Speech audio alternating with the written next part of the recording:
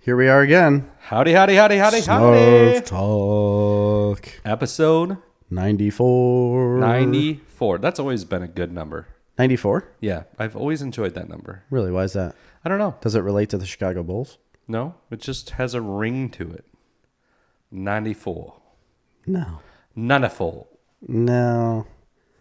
I like the 90s. Let me think. Yeah, 90 does sound like a good number. It's but a good decade, that's for sure. that was the best decade, I It think. was. Everything's been downhill. Everything was uphill towards the 90s. Yep. And everything has been downhill since the 90s. Completely agree. Every top 10 thing we do or anything that we have to pick something, and my nostalgic picks that I always talk about, like, oh, this is a nostalgic pick for me because that's what I do. It all stems from the 90s. Yep. Every single ounce of it. Now, granted, that's when I was a wee lad, a small lass, if you will. A lass is a woman.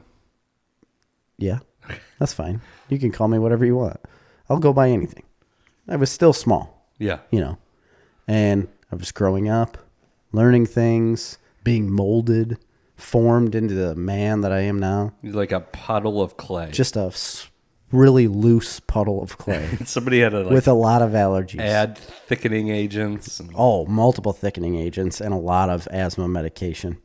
And then once that was all done, the medication and the thickening agents. The thickening agents and the inhalers. Once that was done, I became this badass guy. You became a man. With this goatee. You were forged in the fires of the kiln. In Verona. In the coal fires of Verona. You know that coal mine in Verona burned for a long time. You ever heard that story? No. Oh, yeah. So, by Buttrey's there's a big hill outside of a small town in Illinois called Verona. And it was where the coal mine shafts all went down and stuff. I don't know. So was the hill there prior, or was it mounded up? It was much bigger. It was bigger. Yes. And then they collapsed it. But that's as far as it collapsed. So there was basically just a big mountain there, naturally? No, they built it. They built it. That's what I'm saying. So yeah, it was built. Why? Yes. I don't know. Why was it built, Jerry? No idea. Why do you need to build a hill to mine coal out of the ground? They needed it for the mining operation, Chris. I don't know why, though. I don't For get the it. elevators and the trolley cars. I could understand it if they were digging a pit and they had to put the dirt somewhere. Right. But that doesn't seem to be the case. Yeah, to be honest, I have no idea. All I know is that there's a big hole in it, and it was burning underground for years and years and years. And you could see blue-green fire coming out of the hill every so often. And that's why Verona is the way it is. Correct. And that's why Verona was created. Verona that's how they were created. It's such an odd place to me because it is. I forget it exists and that it's a town. Yes. All right. And then you're like... It's a village, actually. And then every once in a while you're like, oh, Verona's right there. I only live 2 miles away from it. Yeah, it's not far away. It's super close to my house, especially. Yes. It's very close. And then I'm like, oh, yeah, it's over there. So sometimes I'm like... You are very close to having a Verona address. I know. So I'm like, I'm just going to go drive through. This happens about once every 5 years. Don't do it. I'm like, I'm going to drive through Verona, man. I haven't been there in forever. So then I drive through and I just immediately get depressed. Oh, it's not good. When I was a kid, no offense, Veronians. And you're talking first family. Well, Prince. Sacrilege. You left. You left it. I did leave. But I loved growing up in the town. It was a perfect town. You could go anywhere, do a lot of things with the friends across town. The old elevator that used to be there was a good hangout. My dad used to work there when I was a little kid, right across the road. I almost rented grain storage there a couple of years ago. And good thing you didn't, because one of them blew over. Yeah. But I don't know. It was really fun. But then after my deployment, when I came back from my deployment, they had torn down the old elevator. The bins were different. Howard's was basically closed. The whole town was just a little bit different. There's not much there to begin with, but it did change. And then it just keeps getting worse and worse, and nothing happens there. And it's just crumbling. Yeah. It's kind of sad to me. It is. And the other day I drove, we were driving around with me and Marley, and I'm like, let's go through Verona. And she's like, is that a place? She didn't even understand that it was a town. What? that we live 2 miles away from. How does she not? And I'm like, yeah, it's a town, which It's a village. I forget about it myself. So There's a I drove her difference. through it. She'd never been. Oh, wow. Did she's like, ooh. Yeah. Yeah. Like, oh my gosh. You're like, yep, this is where Jerry comes from. This is the land of the Snyderon. It was different when I was growing up, though, because they had the rubber tire factory. The bank was still It open. was a rubber tire factory. Yes, it was. It was a rubber factory. They made tires. They didn't make tires. They had tires there. I don't think they made tires. Oh, I went through that building. They had tires there. Okay. Me and Caleb Swartz. Okay. They had tires. I spent a lot of time in Verona as a youth myself, as I went over to Caleb's Yeah, yeah. and to Johnson's quite a bit. You went to Johnson's a lot? Yeah, a lot. I mean, that's where I spent my days. Yeah. And Sibbets across the lot. We'd go over to Johnson's. We'd walk down the tracks, chew Yeah. tobacco, puke, get caught smoking cigarettes by somebody's parents. That's exactly what happened to me. Exactly what happened to me every time I went to Verona. That's what we did. We went there. We Did you ever smoked get- cigarettes and chewed tobacco. Did you get shunned on your 7th grade basketball team by the coach because you smoked your parents' cigarettes and your sister came to school, told everybody that I got caught smoking cigarettes, and then your basketball coach pulls you in front of the whole crowd of people and says, "Don't be like him." No, that's funny though. Oh, that's what happened to me. It's My- funny that you were even allowed to be on a basketball team, to be honest. Because I mean, I started- was a lot bigger than you, and I got cut. Well, there was nobody that played. Oh, okay. And I started in 8th grade. This will be a good one for Seed and Top. If he was here, he would have so much to say on this topic. Yeah. Because I was basically an all-star point guard, and he was my middleman. You know, my power forward, Yeah. where I refused to shoot and I would throw it to him. Did And he then- shoot? Oh yeah, he scored all of our points the whole season. I That's think. amazing to me. Yeah, yeah. He doesn't seem like a basketballer. He was in 8th grade. That's pretty good. He was a baller. I mean, I know he's a good shot athlete, caller. at least in baseball and such, but I never thought of him Football. as a basketball Football's player. where he shined. Really? Oh yeah, led with his head. 100% of the time. I don't know anything about the foosball, so Oh, he was very good. I played golf. I think he was a defensive end. He played both like offense and defense. He was literally never off the field. Everybody did that, didn't they? Pretty much. Most people did, but he literally never left the field. But you guys were They just- like, that was at the point of time where you like never won any games, right? Correct. Yes. And then they never won any games like for 10 years after that. Do they- Or even longer than Do that. they now? I don't think so. I don't think they like ever won a game after. Because we're talking like almost 20 now. I know. It was like 2002 was the last year they had a winning football team. Yeah, my senior year. Yeah, that was it. And the year before that, they were really good. They went to state. 2001. Yeah, My 2001. junior year. That's my freshman year, so you know 2001 was your freshman year? Mm-hmm. Yeah, but in the fall. that's when I would have started. The There's fall no- of there's 2001. There's no way. August of 2001 was my freshman year. You were a junior I was a senior when or you a were a senior. freshman. Yeah, 2002, I was a senior. it was 2001 to 2002. Aha, 2000. You graduated May of 2002, right? That's right. Yeah. Yeah, so And that then was your senior year. those years. They always screw you up. Yeah. So that was, but 2001 I started, which would have been August, and then I finished my freshman year, 2002, and then went to my sophomore year, end of 2002. Gotcha. Do you know how that school years work now? Yeah, we were having this discussion the other day when we were talking about age, right? This is a really good thing because, yeah, continue. Go ahead. Okay, I just think it's really odd how no matter what age you get to be. So we've been on a school for now like almost 20 years. Yep. And it doesn't matter how old you are. You always, people always say, I have a late birthday or I have an early birthday. And the people that say I have an early birthday always have a birthday in the fall. Right. Even if you're 40 years old, you're like, oh, I got an early birthday. My birthday's in October. Because But that's the end of the year that you'd really have a late birthday. right. Because they're relating it to a school To year. a school year. Still, at 40 years old, they're relating it to a school year. So my question was this: we had this conversation on the way back from camping, and so my question was, what do homeschool people, like anybody that's been raised homeschooled, They probably don't say that, right? Or people that go to school year round. Is that a thing? Yeah, oh yeah. Some places. Oh. Well, either way, somebody that doesn't have like our school year where it's from late August to, May or June, and the cutoff date is September, right? So, and that has moved over the years, but it's always been roughly around that time. So that's why you say early birthday or late birthday. Like mine would be considered a late birthday because it's in April. Right. Mine's So in I March, was so they always thought right. I had a late birthday. So we would say we had a late birthday for our class, But in reality. but in reality, it's an early birthday according to the calendar. Right. Interesting. It is interesting. I would like to know anybody that listens that's been homeschooled or had school year round or had a different like upbringing for schooling. Do you like relate your birthday that way? Or do you say like, oh no, I got an early birthday? Or do you not even say like early or late birthday at all? You're just like, my birthday is in May. Right. Because then you've got the summer kids. And they're just a wild They're card. just wild cards. And that's all of my kids except for one. That is all of mine except for one as well. June and July, and then one in December.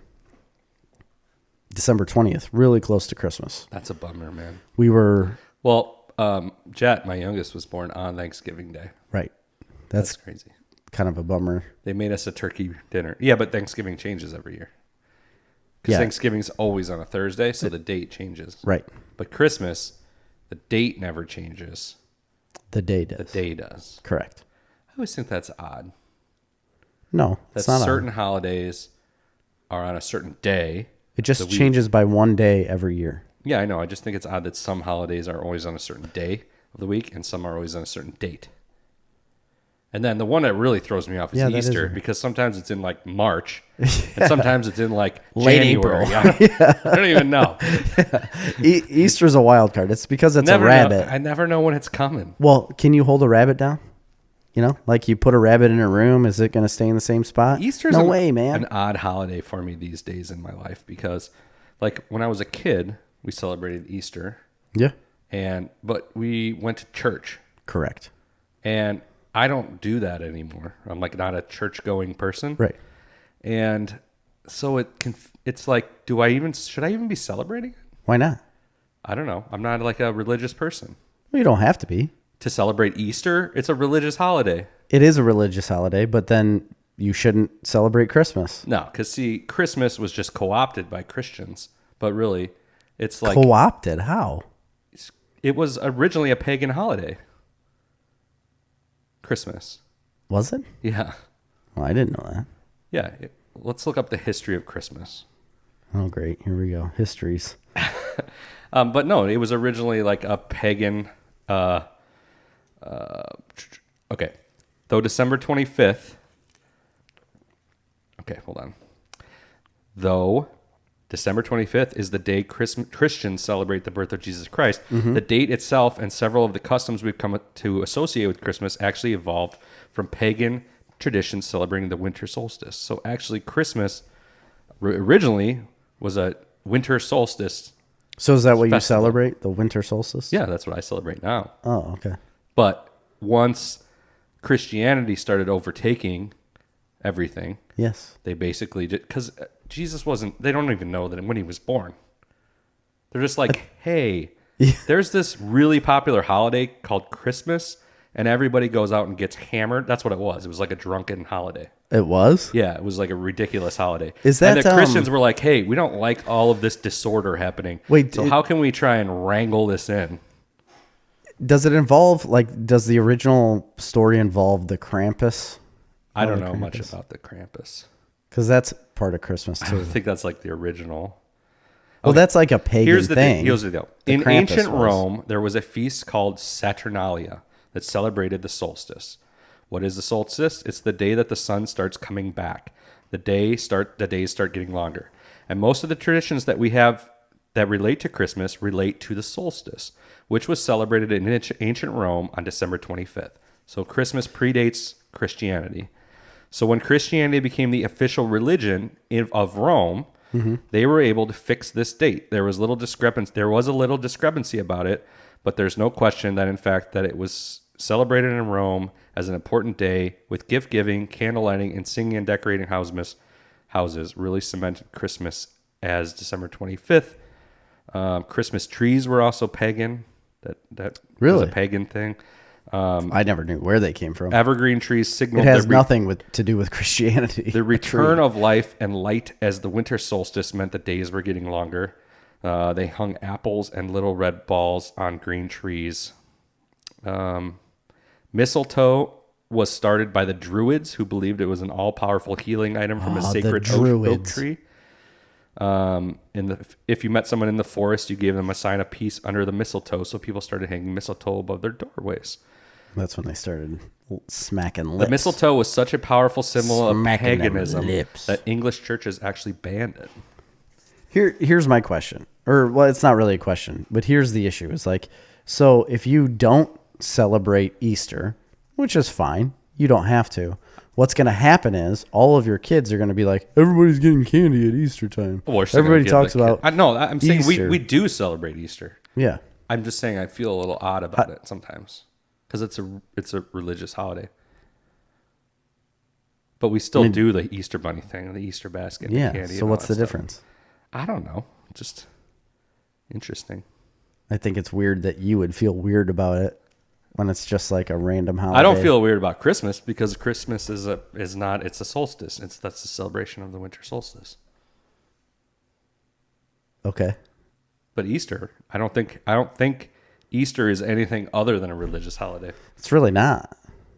It really isn't. So don't celebrate it with your actually, it kids. was more of a Jewish holiday, right? Easter. I don't know. Easter is linked to the Jewish Passover. It has something to do with Passover, right? Mm-hmm. The Passover meal, and it's like the 7 days leading up to Christ being crucified. Yeah. I don't know. How did we get on this? I don't know how we got onto it. Easter. So don't celebrate it. Oh, Let's see how that Easter goes. also began as a pagan holiday, celebrating spring in the Northern Hemisphere, long before the advent of Christianity. Following the advent of Christianity, the Easter period became associated with the resurrection of Christ. So the Christians just stole everything, basically. They're just like, hey, you guys got all these holidays. We want and them. You're basically just hanging around in a circle, getting naked, hammering beers, having sex. And I don't like that. And we don't like that. I don't like we that. Don't Let's like that make going it. on. Let's make it a little cleaner. Yeah, so we're going to just co-opt your holiday. And the pagans are like, what the hell, man? To be honest, it's a little more fun with candy. Yeah, well, I mean, people still party on holidays. Not Very so much true. Easter. Yeah, Easter, because of when it falls, though, too. It's like, Easter can be like any day of the week, right? Yeah, dude, it can be like... It's like on a Tuesday.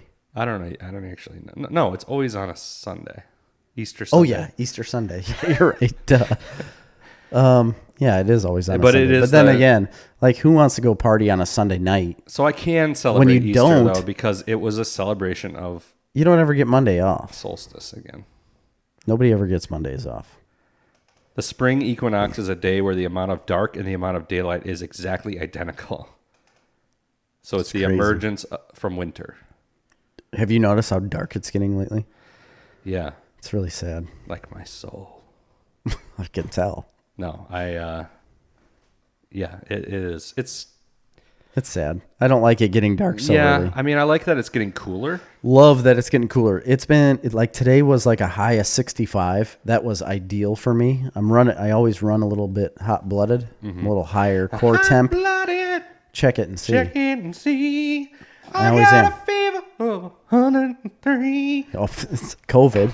Foreigner had COVID apparently so many years ago. But I'm digging the 60-degree temps. Yeah. This is where I thrive. Me too.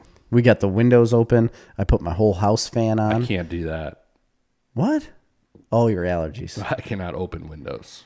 Oh, I got my windows open. We got the whole house fan on. I sit right next to the window with a nice cool breeze. A cool beverage too. Cool beverage. A An cool iced person. tea, A perhaps. cool wife. No, I don't like iced tea at all. I'm not a tea guy. I went to a restaurant the other day and Marley ordered an iced tea and I ordered a diet Pepsi. So she drank the iced tea? and drink your Pepsi. I like it. You're just like, yeah. I don't know what this is. Okay. So she ordered the iced tea. It's a part of a story, Jerry. I'm getting to it. Hurry up because it's already boring. And she's like, what is up with this iced tea? So I tasted it, and it was super salty.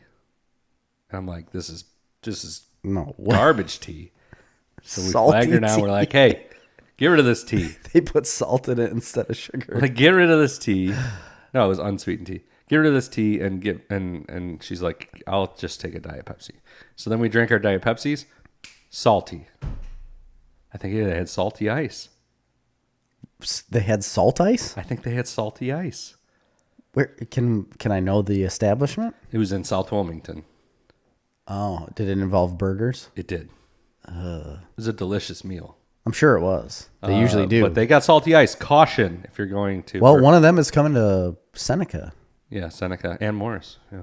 Oh, I didn't know that. Yeah, well, it already burned down once, but More ass. Oh yeah, out at the old country club there, the golf place, yeah, if you will, the place where you hit place. the small ball, the golf place. Yes, the golf place. Anyway, we should probably move on to Yeah. some news. I got a bunch of what I've been watching, so that'll take a while. So I got I got some what I'm watching, but I have a lot of news. And one big piece of news that has happened over the last week that I want to come to fruition. It's just talk right now. People are, a lot of work going on behind the scenes trying to get this going.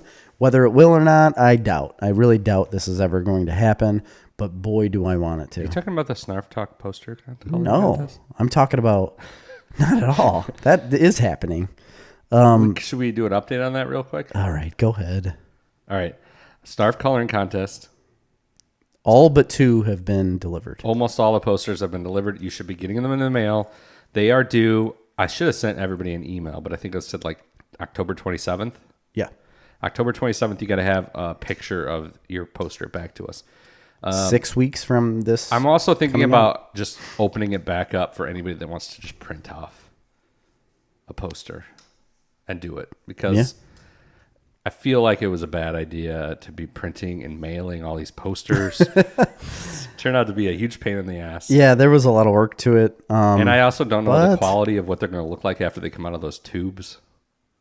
The tubes is kind of the problematic. issue. We should have got like the square, flat packaging, like FedEx has like documents sent in. So I got triangle ones that were pretty big, and they would have been great. And they were free from the post office, Okay. but they were 24 inches long, which I thought was a little bit overkill. Oh, I gotcha. And so I didn't use them. And then, I don't know, it was hard to get packaging. It's hard to get anything right now. Yeah, it is. Amazon's just like difficult. Anyway, go on with what you're talking about. That's all. If you want to be in this coloring contest, I don't know. Send us a an email. message. We'll figure it out. We got extras. We'll get you one. Okay. Yeah. So, and that comes out our 100th episode. We will, Release the winner. yes. And then we want your picture. You're going to have to send us your picture, or we're not sending you a prize. Keep your tube or whatever you got to do. Yeah. But we want that picture back because it's going to hang on the wall at Snarf Talk Studios. You'll probably see it. Maybe we'll show it in the videos. We might hang it right up in front of the screen all the time. Yeah. You never know. But we want them back because this is unprecedented. Something that's never been done in the history of podcasting. That's a true. coloring contest. I guarantee that's true. Like a character, or what's that called? A Caricature. of the podcast hosts being colored by their fans. First ever. Yeah. We're history making right here. Snarf Talk. Okay, so anyway, on a Joe Rogan podcast, he was interviewing a man named Tim Kennedy. Oh my God. Marley has been going on and on and on about this like all week. I didn't watch it. I didn't listen to it. But then Tim Kennedy posted a tweet saying, on the Joe Rogan podcast, I said that you should interview or have a debate. Oh, this is not what I was talking about. Go ahead, though. You should have a debate between Donald Trump and Joe Biden on your podcast, 4 hours, uninterrupted. Let them debate the way you have let other politicians talk on your podcast. Yeah, and never had a debate, but yeah. No, but he's let other politicians come on and have a podcast and talk about whatever they wanted to. And I think it'd be amazing. He said, yeah, he's like, I would do that. Absolutely. Then Donald Trump tweeted, I'll do it. Yeah. And we haven't heard anything from Joe Biden, but wouldn't that be amazing? That would be unbelievable. So after Donald Trump, he has an amazing way of cutting through the bullshit. He does. And see, this is the thing. Like, Joe is a no nonsense, no bullshit guy. All right. Yes. Not a Republican, I wouldn't say, but he's pretty center. I don't think he says he's a liberal, but I'm gonna he's tell you not what, very he's liberal. not a liberal. He's not very liberal. I think he just says that because he's in Hollywood, but he is not conservative by any means. I mean, he was just middle of the road. He's like very middle of the road, but he's opened- definitely not liberal either because he like loves guns. Yeah. He hunts all the time. He talks about so many things that are not liberal. I would say he's more left than center, but yes, he's open-minded. Right. And Trump obviously is. I mean, I don't even know if he's left or right or center. Does anybody? I have no idea, honestly. But he is not really a bullshitter. No. He's pretty much just like say what he thinks. Yeah. And there have been times too when he's said stuff, and then I've heard him later on be like, "Oh yeah," and somebody else has said something. He's like, "Yeah, okay." Yeah. Like I want to say. I know this is controversial, but like really, when you look at it, he's generally pretty open-minded, I feel like, about a lot of things. I agree. He is. But, I mean, Joe Biden is like straight talking points, like almost scripted. It is very scripted. And just very political because he's been a politician for 47 years. Mm-hmm. And he just can't not be a politician because that's all he's ever been. That's the way he's been forever. That's the way politics was while he was in it forever. And that's the way politics has always been. But Trump's it's kind of been flipped on its politician. No, it's kind of been flipped on its head because Trump got the presidency. Right. And he's different. No, this is no comment on any ins and outs or anything. But that's the way I see it, right? So I feel like Trump would lend himself well to that scenario because you got a no bullshitter and also a no bullshitter. But just wait. Here's where it gets a little more interesting. After Trump put out a tweet that said, I'll do it, it was commented on and replied to by Jo Jorgensen. She's the third-party candidate that nobody knows about. I do, because she's a libertarian, She's a libertarian. That's who I'm voting She's for. a third-party candidate. She has a very good platform, I think, if you look into her. But she commented on it and said, she's like, at the real Donald Trump. She's like, you said many years ago that you would always include a third-party candidate in any debate you did. She's like, this is a debate that I want to be involved in. She's like, my name is on every ballot, and I am the third-party candidate. She's like, let's do this. Yeah, I want to be involved. Because nobody's ever heard of her. And I mean, I've heard of her a lot. They don't allow a third-party candidate in unless they have, 3% in the polls? I'm not sure. They got to have a certain polling amount. But with which I think is wrong. But with a Joe, yeah, I think it's But you can't just let anybody in a debate either. You got to have some sort of entry criteria. But with a Joe Rogan podcast debate, you can do whatever you want. And she is going to be on the ballot. Let Jo Jorgensen, Donald Trump, and Joe Biden have a legitimate debate for 4 hours. Well, I mean, Joe Biden's never going to do it. I know he isn't, but man, wouldn't that be incredible? I just want that to happen so bad. The thing about it is, I don't think there's going to be any debates, and I'll tell you why. No, I don't think there is either. Yeah, I agree. And I'm not saying this is right or wrong. I'm just saying if you're looking at it from Joe Biden's standpoint, there's nothing for him to gain. No, not a single ounce can he gain from a debate. Right. And there's a lot for him to lose. Right. There's too much to lose. For Trump, there's nothing he can lose, and he can only gain. So it's like the opposite situation. So, I mean, yeah, of course Trump wants to do it. But first of all, I think it's absolutely asinine. I know we don't talk about politics, but I think it's completely asinine and ridiculous for there to even be an implication of there not to be debates for the president of the United States. Yes, I 100% agree is- with you. Why would you ever say you don't want to have a debate between I don't two? even know why it's in question. Exactly. They need to have fucking debates. They have to have a debate. How can anybody? I hate the way they put debates on. First off, Oh, yeah, they're awful. The format and the style of a debate is heavily moderated, and you don't have enough time to give out like a real answer. People argue back and forth that it almost seems prompted to me in most debates where people are saying like, all right, you go, okay, you go, where it's like, oh, I'll raise my hand. No, I didn't say that. Well, you're talking about the primary debates. Those are outrageous. The presidential debates are a little more, they get more time. Not much. There's only because there's two of them. There's two of them, yeah. That's the only reason why they have more time. I want to say, I Either remember way. the debate between Hillary Clinton and Trump that one time. Remember, it was like a town hall debate, and Hillary Clinton like says something about something would happen if Trump was in office, and he just under his breath goes, "Yeah, you'd be in jail." Oh yes, And the whole place I do like remember blew that. up. That was the greatest debate performance in the history of mankind. Yeah, that was good. I do remember that. So I don't know. Did you know George Jorgensen's from Illinois? Oh no, I didn't. Libertyville, Illinois. I didn't know One of that. literally the richest city in Illinois. Is it really? One of the richest, yeah. Libertyville. Yeah, big time money up there. Okay. So I have always been a libertarian. Mm-hmm. That's kind of what I've always identified as kind of your politically. That's jam. my spectrum. So I usually vote libertarian, not because of one way or another, only because our votes are irrelevant in Illinois. They really are. Yeah. So I'm like, I might as well vote for a third party, and maybe they'll get enough money that Do you there think could actually be a viable third party candidate. Do you ever think there will be a day in Illinois where that flips? No, Do you No think in our chance. lifetime that we'll ever see that? no. Yeah, I don't really think so either. I mean, we had a Republican governor, we did. and like several, Jim Edgar, Yeah.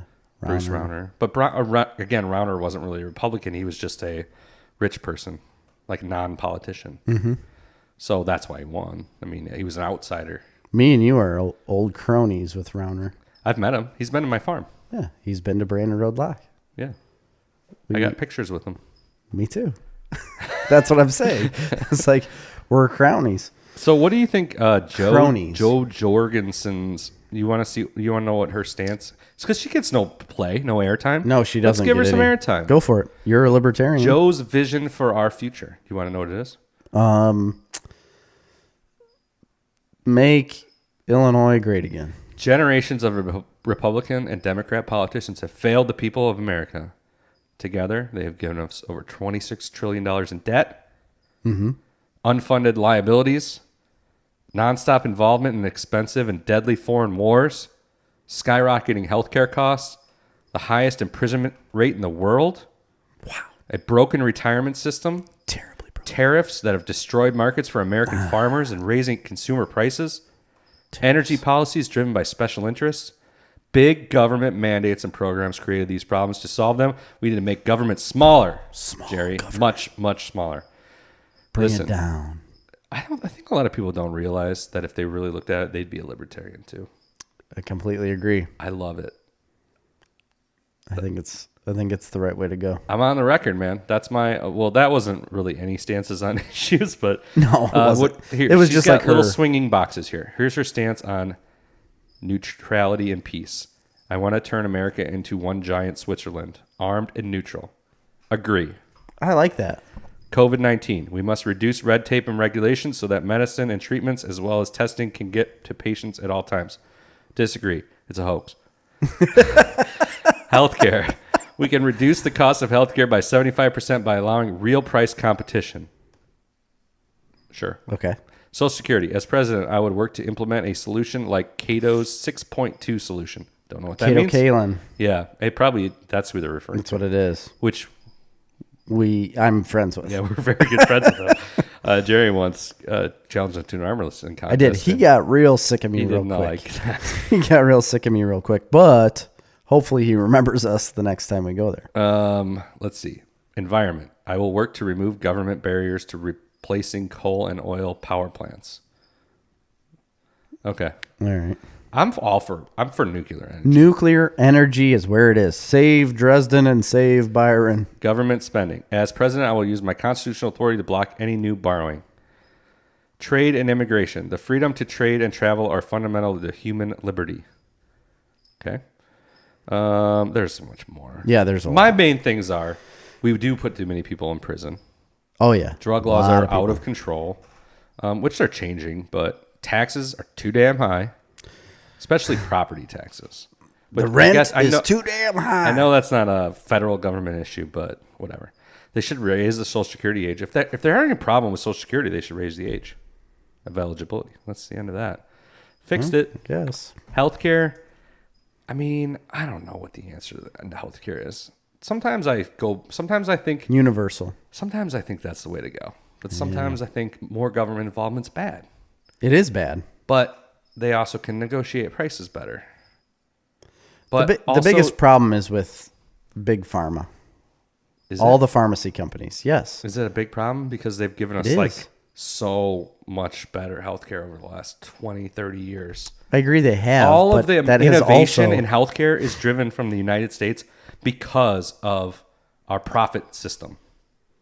Because profit is incentive to make more. to be better. to fix things, to come up with cures, to do this, to make better technology, to make better surgeries. But you can't They're driven say by profit. I understand that, but you can't say like our medical system isn't overinflated in every way. Oh, it's absolutely insane. I went to the emergency room on 4th of July. I was there for an hour. My bill was $6,000. Yeah, there you go. It's insanity. And they didn't even do anything. People can They have washed simple. my eye out with saline. Yeah. And that's it. It was $6,000. Well, then didn't they give you stitches? Oh, yeah. 6 stitches. $1,000 a stitch. I mean, that is insane. But also, you got to think of it this way. They're open 24 hours a day, 7 days a week. But that's a private every day hospital. Every day of the year to provide emergency medicine to everybody that walks in that door. They can't refuse anybody. I understand that. And to have a certain level of facilities, there has to be some kind of a base charge. You're correct. But there are other facilities that are within a group, right? So Morris is like its own thing, Morris Hospital. That's the one you went to. That's its own thing.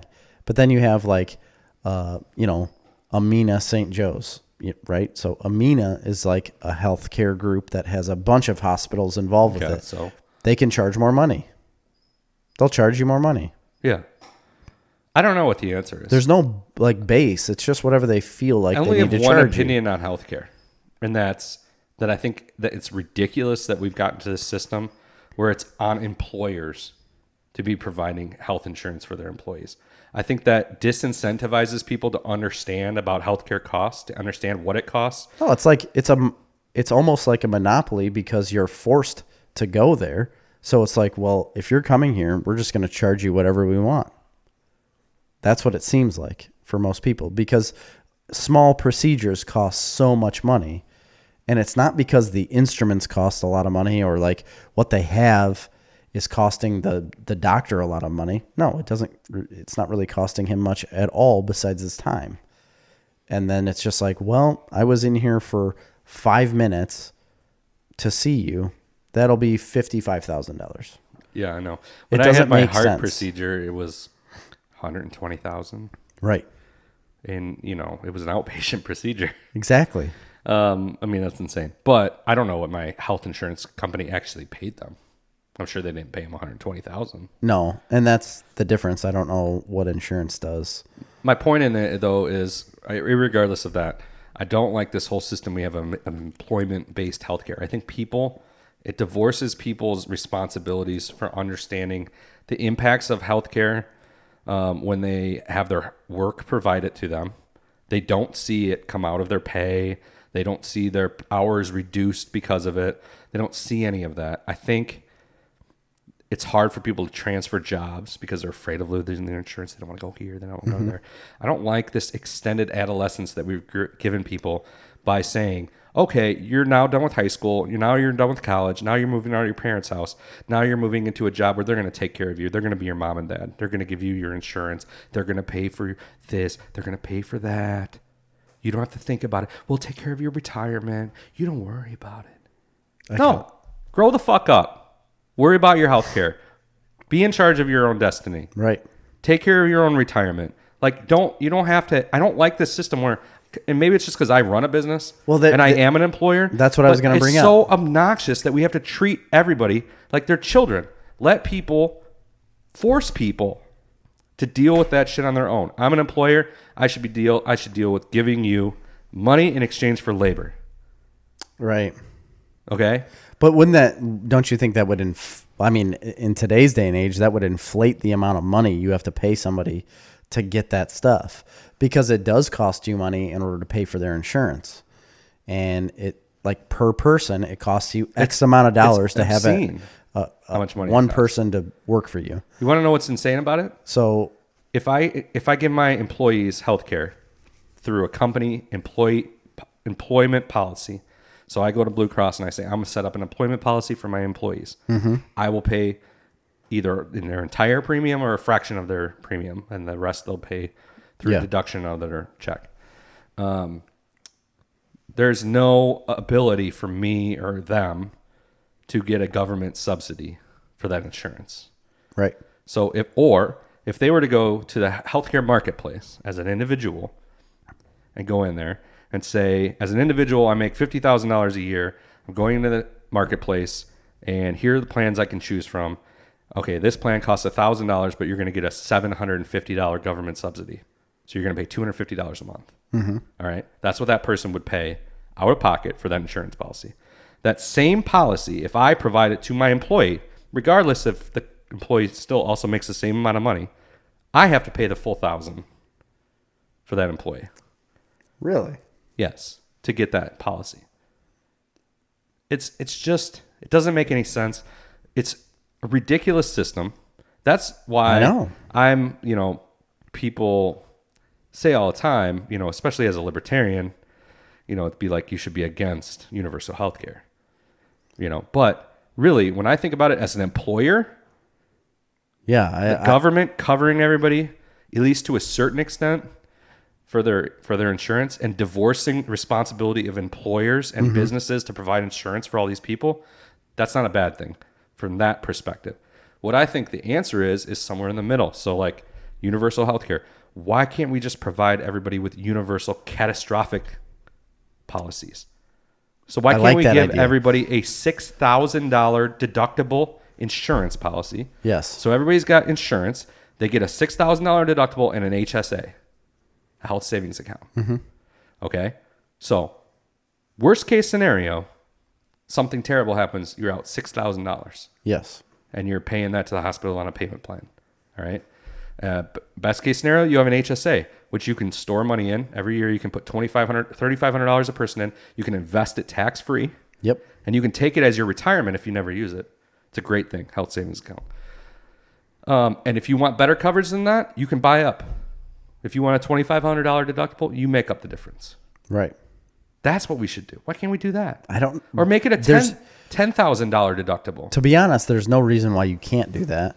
And at this point, even with the deductible as what you say, like $6,000 or $10,000, it's not much different than what our healthcare is now. I mean, at the end of the day, it'll be better for you.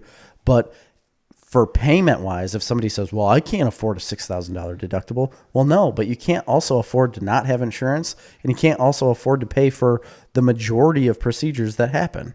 Yeah. Like everything you go to the hospital for now, especially if it's an emergency, you're stuck with a certain payment, and your insurance is only paying so much. And if you're in the hospital for multiple days, you've got a hefty bill in front of you that you're going to have to pay. I mean, as an individual market insurer my entire life, because I've always had a business of my own. And you're going to be on a payment plan with the hospital. It's always, that's what you get. You get a $6,000 deductible. I mean, nobody can afford on an individual market to go out and get an $800 deductible. You can only get those kinds of things if you work for a company.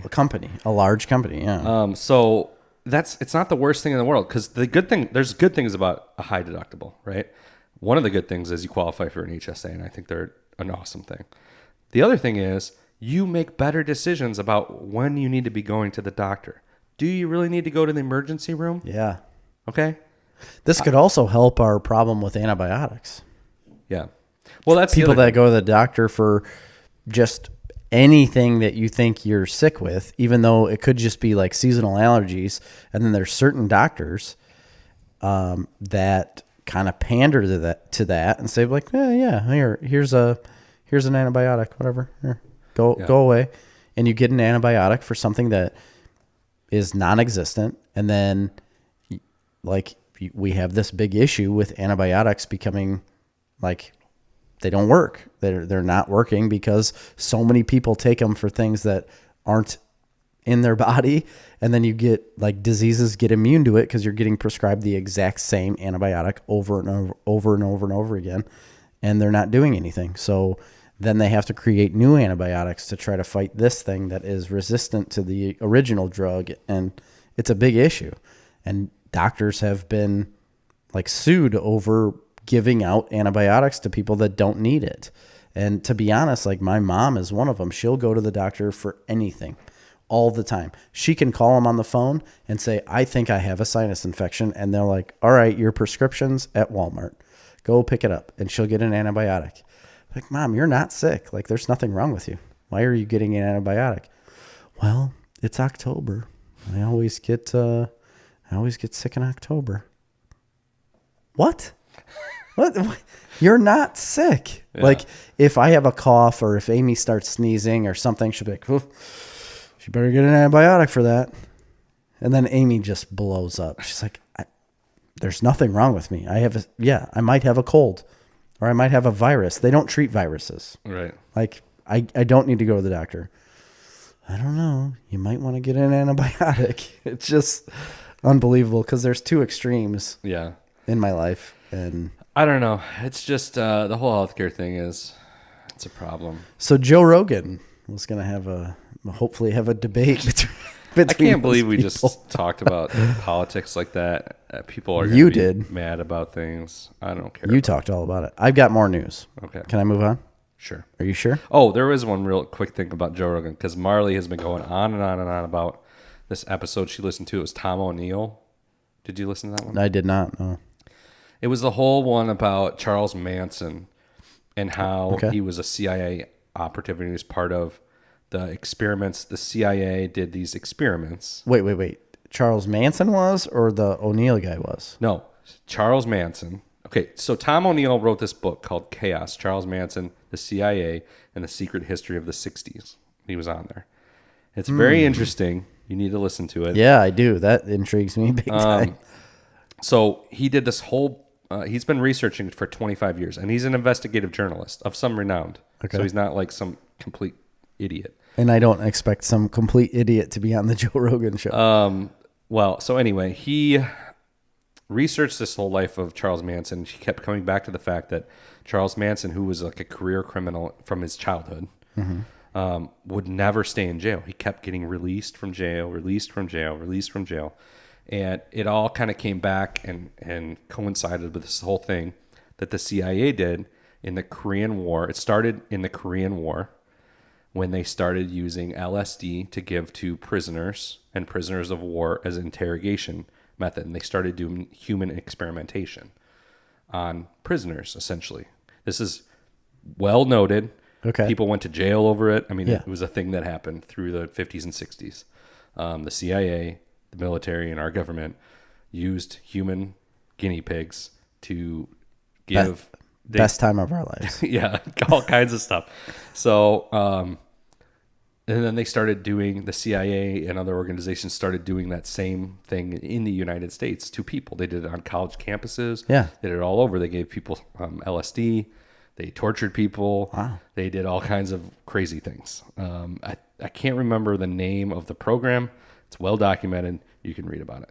But anyway, this whole thing was as it relates to Charles Manson and how he was working with the CIA to implement some of these experimentations. Yeah. And he was using, and he himself went through as a prisoner because they would do this. The CIA would do this to prisoners in the American prison system. Yeah. They would take these people, they would use them as human guinea pigs in LSD experiments. brainwashing experiments. That was a big thing. They were trying to make Manchurian candidates. They were trying to use LSD to not only elicit confessions in interrogations, but also to brainwash people into becoming Manchurian candidates and carrying out murder for, like, basically the Winter Soldier plot. For hire. So they think that this happened to Charles Manson when he was a prisoner at one point. And when he got out, he worked with the CIA. And that's like his whole cult that he grew. That was all like an LSD-fueled, brainwashed, designed thing that was done either by him working with the CIA or him using the principles that he was taught by the CIA to then go out and do this. So it's a very interesting podcast, but Marley was way off the deep end. I really want to read the book now, but he goes into it really in depth onto Joe Rogan. Super crazy. Anyway. Yeah, no, that sounds amazing. I would love to know about that because I think Charles Manson is a very interesting character to begin with. Like if you ever watch any video of him speaking and talking, you can tell obviously he has a lot of issues, but I think he has like immediate flashbacks or hallucinations like in the middle of a conversation. Because he'll be speaking and then all of a sudden his head like turns and he's like all over the place looking around and then gets wild like in the middle of a conversation. And he was a crazy, crazy man. And it wouldn't surprise me if the government had any involvement in this crazy ass dude's life. Oh, they clearly did. And he kept saying it throughout the podcast too. But Joe would be like, this is like your opinion of what happened. He's like, I don't have opinions on what happened. These are just facts of what happened. And I've researched them and put pieces together so you can, believe facts or not believe facts. But he's dug up So I guess I haven't ever looked back. I mean, I haven't done a lot of research or anything on this. And I've watched some videos of Charles Manson just because I thought it was interesting to see this guy speak because of how out there he was. And from what I've seen, I haven't watched everything, obviously, but from what I've seen of him, I have never really seen him talk about the government before. I mean, he's said things about the government, but never in a way that they were involved with him or in controlling him. Or you would think at some point after being incarcerated for so long that you would basically just see, there's no light at the end of this tunnel. Let me just speak about what actually happened here. Well, and you never see that. And I'm not clear on whether he was working for the government or he was implementing things that he had learned through his experiences being a part of these CIA experiments. And that's what I mean. It could be either way. I guess it doesn't really matter. You would just assume at some point he would say something like, this is what the CIA was doing in the late 50s, early 60s, and this is why I did it to them. Well, I don't know. Maybe maybe that did happen. I have no idea. I don't know. And I don't know either, but I don't know. I don't remember the ins and outs of the podcast, and I obviously haven't read the book. I'd like to learn more. It was interesting, though, how he continually would be getting out of jail, and so would the people in his cult that were committing things were getting out of jail. But one of the things was that, like, district attorney or somebody in the government was, like, in his cult. So that was, like, one of the prosecutors or something. I don't know. The whole thing is very odd. It's also crazy to me that, they were just, like, doing human experiments on people. It's happened a lot. Yeah, it's probably still happening. Oh, 100%. It's probably less happening now. But I guarantee you somewhere it's happening. Yeah. Well, it's definitely happening in China. I mean, for a fact. I know that. But I'm saying in the United States, I guarantee you somewhere, some underground lab, it's happening. Yeah. All right, on to better news. Well, not necessarily better, but more comic booky. So there's a little company called DC. Yeah, DC. Yeah, you know them? Detective Comics. Distinguished competitors. Detective Comics. They have an app called DC Universe. Yeah. You and I subscribe. It is being replaced with a different app called DC Universe Infinite. Yeah, and it's just comics, right? Did you know about this? Yeah. Oh, yes, it is just comics, but It says the introduction of DC Universe Infinite will see recent released comics arrive 6 months after their physical versions release in bookstores, along with original graphic novels spanning 80 years of the DC multiverse. Subscribers will also have quicker access to DC digital first titles. The updated app will also be the future home of DC Universe Infinite Originals, which includes new content created for the service and starring your favorite DC characters. Current DC Universe subscribers will have their accounts seamlessly transferred to DC Universe Infinite summer of 2021. Nice. I like it. I'll continue to subscribe. We had the question of, since everything was being switched over to HBO Max video-wise, what were they going to do with the comic book there was side of things? We didn't. You know? I knew they would. This is what I figured would happen, and it is. So I think it's a good move. I do too. Because I do think digital comics is kind of where it's at now. And I mean, a subscription service. Honestly, I'll read more comics if I get that. You had Comixology and you don't read anything.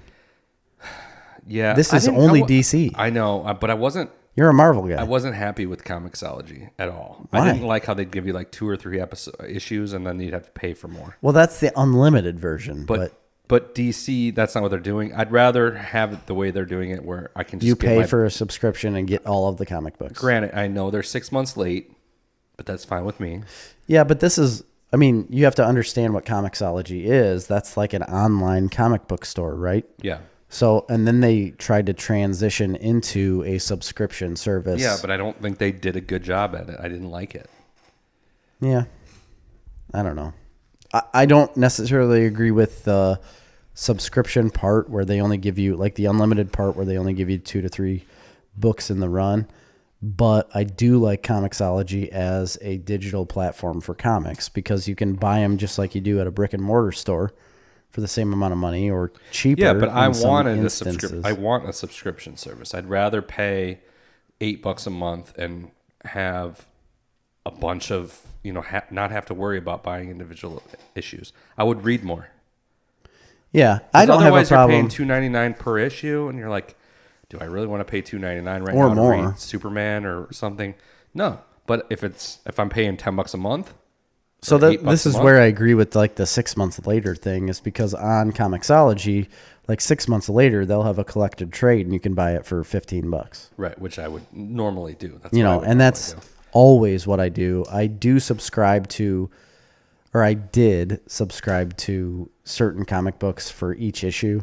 Just honestly, I don't know why. Just because I wanted to read them right away. Right. And then I ended up not reading them right away and waiting 3 months and then starting to read like the individual trades. It's horrendous. And then the whole collected trade is. I'm not gonna lie, it's horrible reading a month-to-month book. Because you read them so fast and you can't get a sense of the story, and then the next one comes out, you don't remember what happened in the last one. You got to go reread that. Yeah, that's why I pretty much only wait for trades. I know it's the only way to go, and to be honest, the comic book world, I think, is going to that. I think they're going. Well, that would be smart because, it's hard to sell a book for $2.99 or $1.99. Well, I guarantee you, they've seen the decline in single issues. Yeah, but it's hard to buy a single issue for $2.99 when for $15, $12, you can buy a nice paperback bound trade paperback with 5 to 6 issues in there. Yeah, and it contains sometimes 7 or 8. Yeah, it's a contained story. 7 or 8 issues. It looks nice on your shelf. You know what I mean? It's just a better product. And think about that, like a 5-issue collected trade, or volume, or whatever you want to call it. Like a 5-issue trade is about 100 pages of content. Like with 20-page comic books, you've got a 100-page book right there of content. Like that's a lot to go through, and it's much more worthwhile to go through that than it is single issues. I completely agree because I've always left somewhat unsatisfied at the end of a single issue. I agree, and it's probably cheaper to put 5 issues in one book and sell it for $15 than to print 5 separate books. Guaranteed, the production cost of one book over the course of 12 months has to be more than producing the same amount of pages of a book maybe twice in the year rather than, Right. or let's say 3 times in the year rather than once a month for 12 months. Right. Why not just collect 4 issues in one volume and do it 3 times a year? Well, and the great thing about digital is there's still enough sales to support the monthly books digitally. Mm-hmm. Yeah, I'm all for digital. I like physical copies of books. You like physical copies of books. Oh, yeah. I love But them. if they want us to read more, Yeah. I mean, I will read. this is a good way to I go. will read more that way. Yeah. Speaking of that, HBO Max, I have finally taken 2 seconds out of my life to figure out how to put it on Amazon Fire. It's super easy, so I got it on my Amazon Fire Stick now. Did you? Yeah, it's ridiculously easy. I don't know why everybody just doesn't do it. You told me this. There's a hack to it. Yeah, and it's not even that big of a hack. It's a big hack. It's like a very secretive hack No, that you you have just to put go in. in and enable. Wait, you put 2 keys in and have to simultaneously turn them while hitting a red button? Yeah, I knew it. It's like a nuclear code launch or like a nuclear missile launch. yeah. But anyway, you can get it on Fire Stick. I would recommend it. I'm enjoying HBO Max quite a bit. There's a couple new shows on there I'm excited to watch, and yeah, All right. we need to pick up the pace. Yeah, next little bit of news. So the Suicide Squad's Joel Kinnaman, he's playing the character Rick Flag, has strongly suggested that James Gunn's directed DC reboot will receive an R rating. Serious R rating. Hard R is what I read. Hard R Yeah, rating. Did you have any doubt of that? In this day and age, kind of. Yeah. Why? I thought it'd made be- the Joker. No, I know that, Harley but that was Quinn like an was Indian. a rated R movie. Was it? Yeah, Oh, I guess I didn't know that. yeah. But the original Suicide Squad movie was not. Right, and that was a bit of a problem for fans. Yeah, so. I think it's. I mean, you're living in a post-Deadpool world, post-Joker world. it needs to be. They're R. going to make rated R movies, and Suicide Squad is R-rated content. Correct. So- I was honestly glad to read this because it needs to be rated R. I mean, you know what paved the way for all of this? What was Logan. first, Logan or Deadpool? I think Deadpool might have been first. Deadpool, then Logan. It was then Deadpool that 2. paved the way Yeah. for all this. Yep, Anyway, it was. So moving on. I got a piece of news that a correction before you go. Oh, all right. I love corrections. About a month ago, I may have said that Marvel had cast not Brie Larson, Allison Brie as She-Hulk. Yeah, that's wrong. It's I completely false. posted it on our social media. Yeah, it's Tatiana Maslany, Yes, Maslany. who is apparently in a bunch of stuff. I don't know what, but people seem to be excited about it. Yeah. So I read the article. I think she was in Orphan Black, right? Yes, correct. I've never watched that, but I've I've watched a couple shows. It's fine. yeah, I never got into it. I tried it, but It was a BBC show. Is a BBC show. she is Canadian. I love them. I love Canadians. They're so polite. Everything She's about from 'em is just Regina. nice. What? Regina. That's a town? Yeah, Regina, Saskatchewan. Oh, Saskatchewan. Up in the Scatch. You coming from the Scatch, eh? All right. So anyway, go ahead. The first trailer for Denis Villeneuve or Villeneuve's Denis. Vil- It's Denis. Denis Villeneuve. Villeneuve. Villeneuve. Villeneuve. Denis Villeneuve. It Listen, looks like Dylan. He's a Canadian too. Yeah, but he's French Canadian. It's Yeah. different. It's Denis Villeneuve. Villeneuve. His Dune. He did Dune, right? He's doing Dune. It's received a less than stellar reception from a filmmaker, Alejandro Jodorowsky. Oh, that's important. Well, he directed the first adaptation of the film in 1970. That wasn't 1970. Yeah, The the one with director David behind Bowie? the 1970 film adaptation attempt. attempt. Yeah. I was going to say it was in the 80s when the Dune movie came out. Right, but that was also a different director. Okay, so But the first one, this is bad news. no, it isn't. So he gave his thoughts, and he says, "I saw the trailer. It's very well done."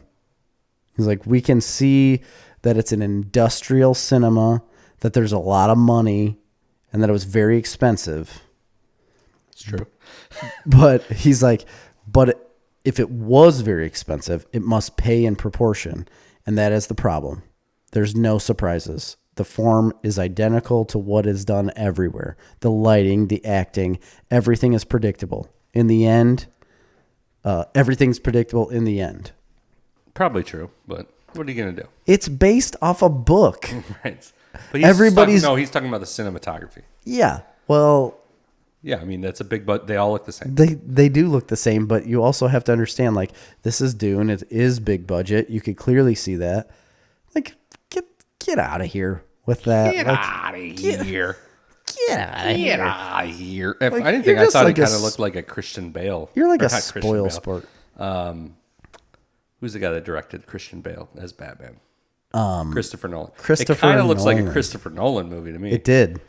Looks like that one with You're right. where he goes to the different planets with Matthew McConaughey in it.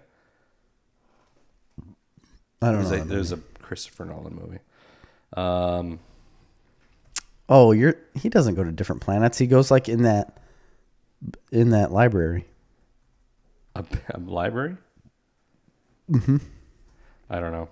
Space library. Interstellar is what I'm talking about. He goes in that space library. Interstellar is a good movie. I thought it was a solid movie. Oh, I loved it. I loved it. Anyway, move on. Next. So, yeah, that guy, he had an attempt at Dune, and then he's going to tell this guy that's making a big budget movie that it's predictable. Buzz off. Yeah, it's pretty predictable. It's just like the book. Buzz if you off, want to know dude. what happens, you just read the book. Here's a little piece of news that kind of made me happy. Keanu Reeves has confirmed that The Matrix 4 will not be a prequel, and that the story takes place after The Matrix Revolution. I'm into that.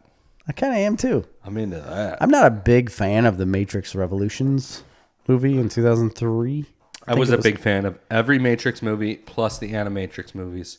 All of the Matrix stuff I was a big fan of. Really? Yeah. I wasn't a big fan of the last I one. mean, it's not great, but it was good. It's good it's good enough. It's just people were like, oh, it's not as good as the first one. Yeah, well, You can't nothing's recreate as the good first. as the first one, you son of a bitch. Yeah, you're right. You bitch. Who are you? Don't tell me. The Matrix Revolution wasn't that good, to be honest. But I'm a fan of the entire franchise, and I'm glad it's picking up after that movie rather than being a prequel, because you know what? A prequel doesn't really involve Keanu Reeves Right. at all. That's a good point. And I don't want to see a prequel about freaking whatever that chick's name was. chick, yeah. Whatever her name was. Siphon filter. Yeah. What was her name? I don't remember. It doesn't matter.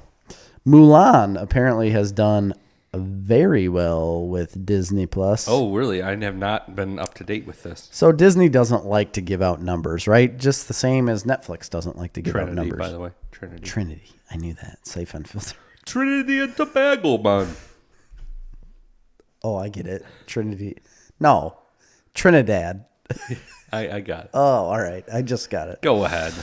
So Disney Plus doesn't like to give out a lot of numbers, but there are a lot of other sites that kind of track this crap secretively. Mm-hmm. And approximately 9 million users purchased the film stateside.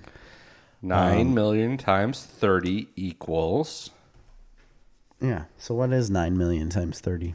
not 300 million. Well, That's supposed to be $1 billion movie. so this is just stateside we're talking here. Oh yeah. Okay. And this is only talking about the week it released. Yeah, that's true too. That's 270 million would essentially be the. They're projecting 261 million for US market alone. Yeah, but they're shooting for $1 billion on that movie. They'll get it. I don't know if they will. I think they will. Don't you think most of the people that have bought it have bought it? Here's where they're also figuring out money though. They said Disney Plus subscriptions spiked by 68% during the weekend. The film began streaming, and consumers' spending in the app alone spiked 193% that weekend. 68%, did you say? Mm-hmm. And there's like, what we said this before, there's like 50 million subscribers, right? Well, they're claiming this so site was claiming 34. 60. They gained 34 million subscribers? Possibly. They don't release any of the numbers, but they told this site that it spiked 68% at $6.99 a month. No, I think they're basing that off of regular subscription rate. So if they're saying they get like a 2% subscription rate per month, it spiked 68% from that. So that doesn't necessarily mean 30 million viewers. Gotcha. You know what I mean? Yeah. So it was a very expensive movie, I'm sure. Yeah, but it's been pretty productive. For the first week, you made $261 million. Well, and think about it this way. This is another interesting point. They talk about box office run. It doesn't come out for free until December. So all the way from now into December, if you want to watch it, you can pay $30. And we're talking about 7 days. Like, you haven't paid for it yet, but you I probably have not will. Paid for it, but I'm going to. And I know a lot of people that will, but haven't. So, yeah, it's gonna happen where I buy it. It's gonna happen where a lot of other people buy it. But people might say, okay, well, it might not make $1 billion. Okay, but if it made $1 billion, like half of that money is advertising and goes to theaters. They don't have any of that. They had advertising, but very little. Very little, yeah. And I mean, even if it makes $500 million, it's easily going to make $500 million. It's at 261 right now, projected. It's probably better than that. It's in theaters too, though, right? No. It's not coming out to theaters at all? Not that I'm aware of. What? I bet it does in China. Probably. And I bet it makes $1 billion if China allows it. Yeah, they'll allow it. I'll allow it. I don't know. China was pretty pissed off about this. They didn't get permission. Oh, nobody cares about what the Communist Party thinks. They didn't get permission, Chris, to film. Matt Reeves has that Batman movie. It finally restarted production exactly 2 weeks after 14 days after Robert Pattinson got his positive COVID test. Why wasn't it 10?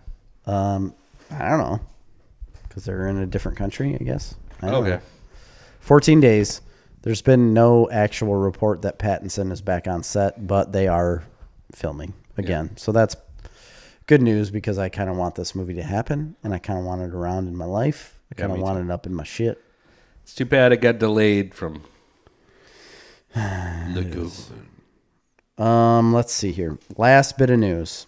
It's kind of a big deal, and I was watching it before you came here tonight for the show. And did your camera just shut off? Yeah, it did. Yeah, I just saw it shut off. Okay. Keep talking. Anyway, there was a table read, so like a wide table read of the movie Fast Times at Ridgemont High, and it was streamed over the intranets on, let's see, where was it streamed? It was streamed on Facebook, TikTok, and LiveX Live, which is like a music download site, I guess. I don't know what that is.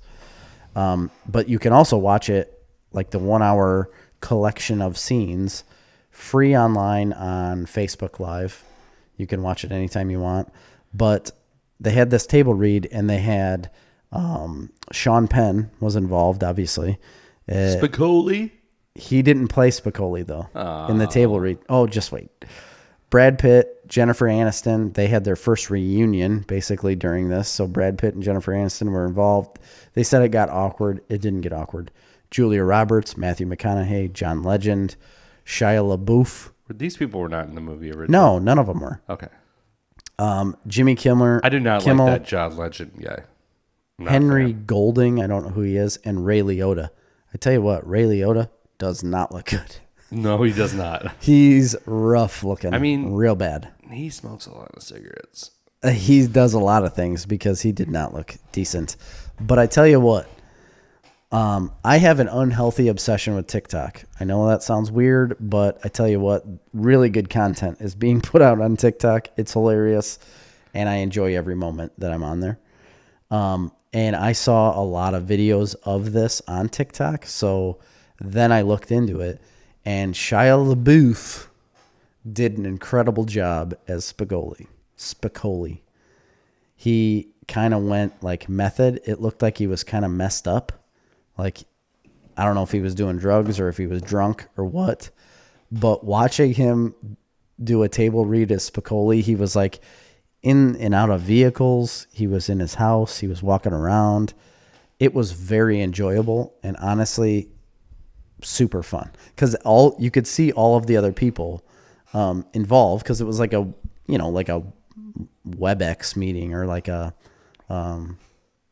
what are those called? Skype? Zoom. That's the one I was trying to think of. It was like a Zoom call, WebEx? right? What is this, 1995? WebEx. No, that's what the government uses. Yeah, of course it is. Fucking government. I swear to God. So be like, what's everybody using for conferencing? Well, a lot of people are using Zoom. A lot of people are using Google Hangouts. There's a certain percentage of people still None using of those. Skype. He's like, what do we? And somebody's like, no. Those are too perfect. What can we get? They're not perfect. That's dog shit. And somebody's like, well, there's this thing called WebEx. Somebody's like, WebEx? That sounds like it's from the 80s. And it works like it's from the 80s too. Government, we're getting it. We're getting it. How much are we going to pay? Well, Google Hangouts is free. Zoom is free. Skype is free. It doesn't have anything to do with that. It has all. We'll pay WebEx $1 billion to make trash. AT&T runs it. And Of course. it's all because of their security protocol. You mean the company that took literally trillions of dollars from the U.S. government to put in fiber optic lines in like 1992?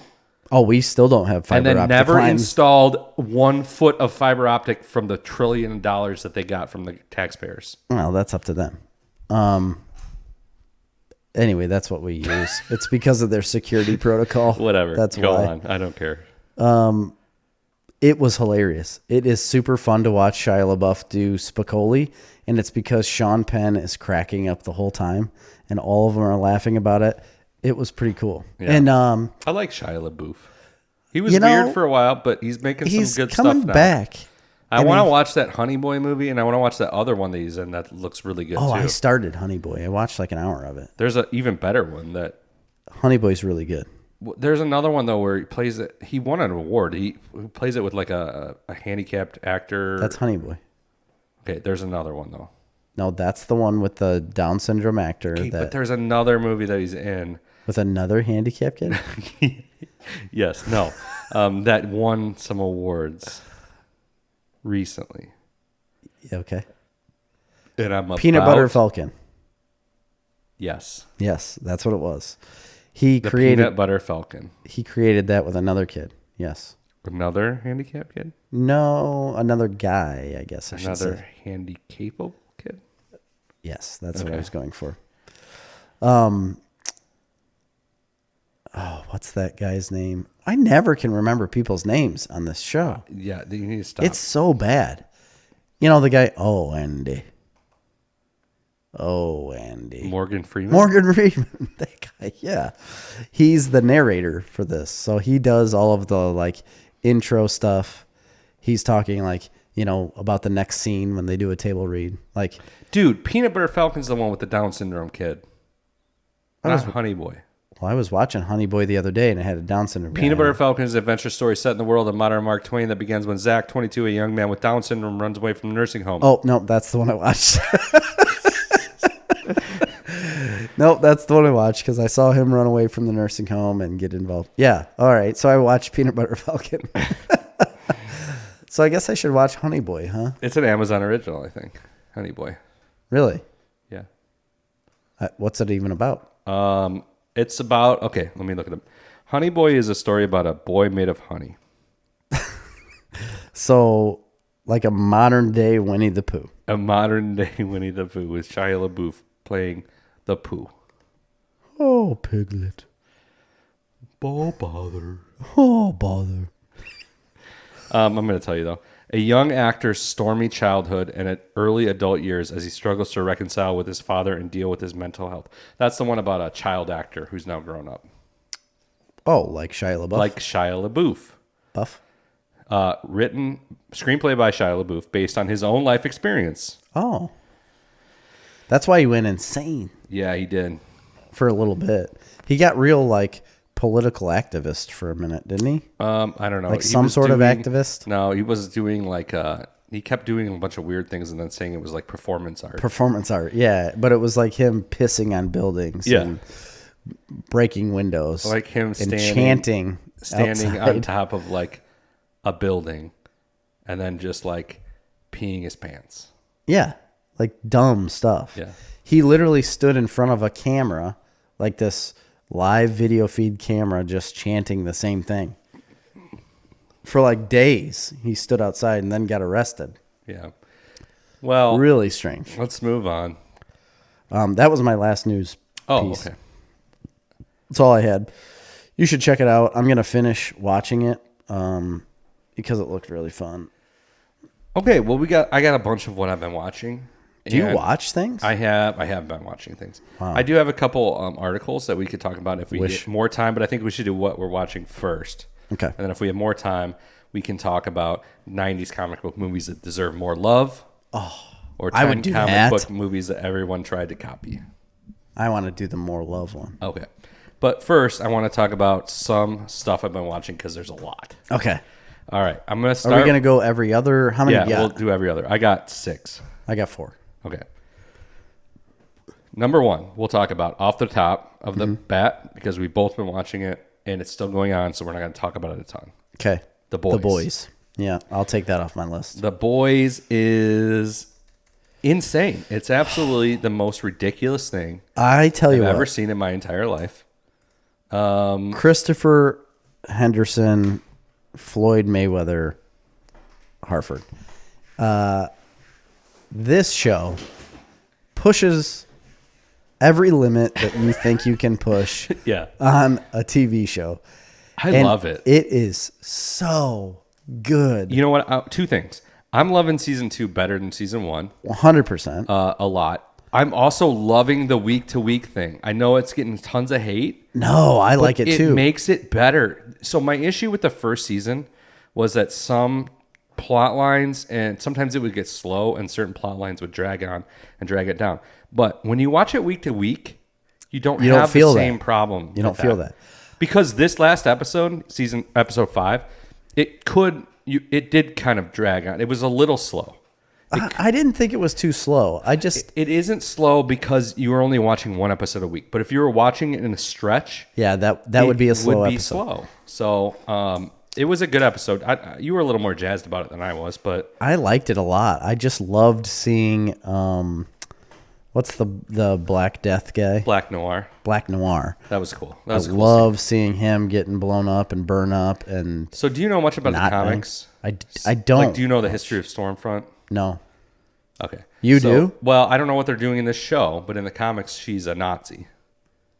Really? And now they're in the last episode, spoilers, I guess, but they're making her like really racist, Yes. obviously. Yes. So she, I think, is a Nazi. Is a in the Nazi. show. Like she doesn't age.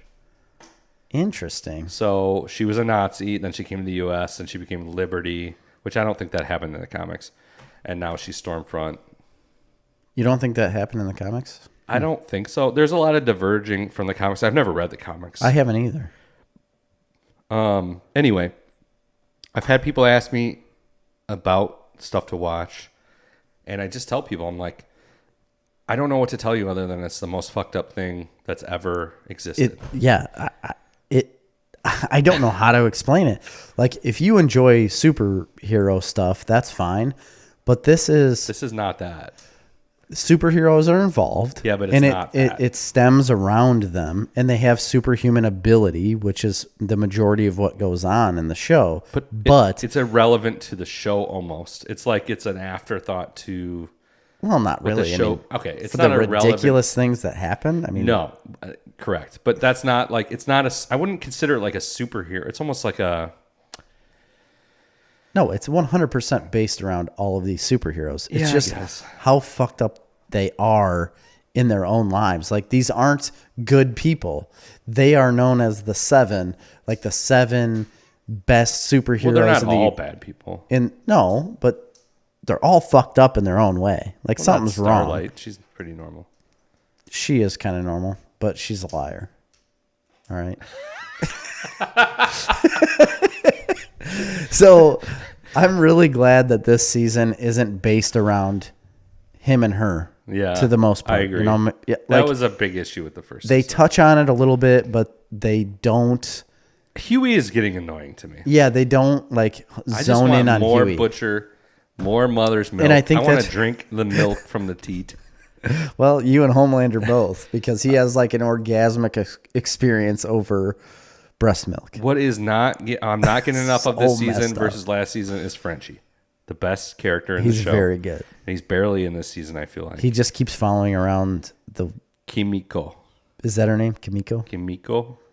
Yeah. And she's cool. That She's scene going from a little her wild. was insane. Yeah, she's going a little wild. I like what's going on this season. I don't know. It's just super. I don't know. It's just way over the top, which is what the comic book is. Is killing it with this show. They're killing it. It's the second highest rated streaming show of the year, behind Cobra Kai.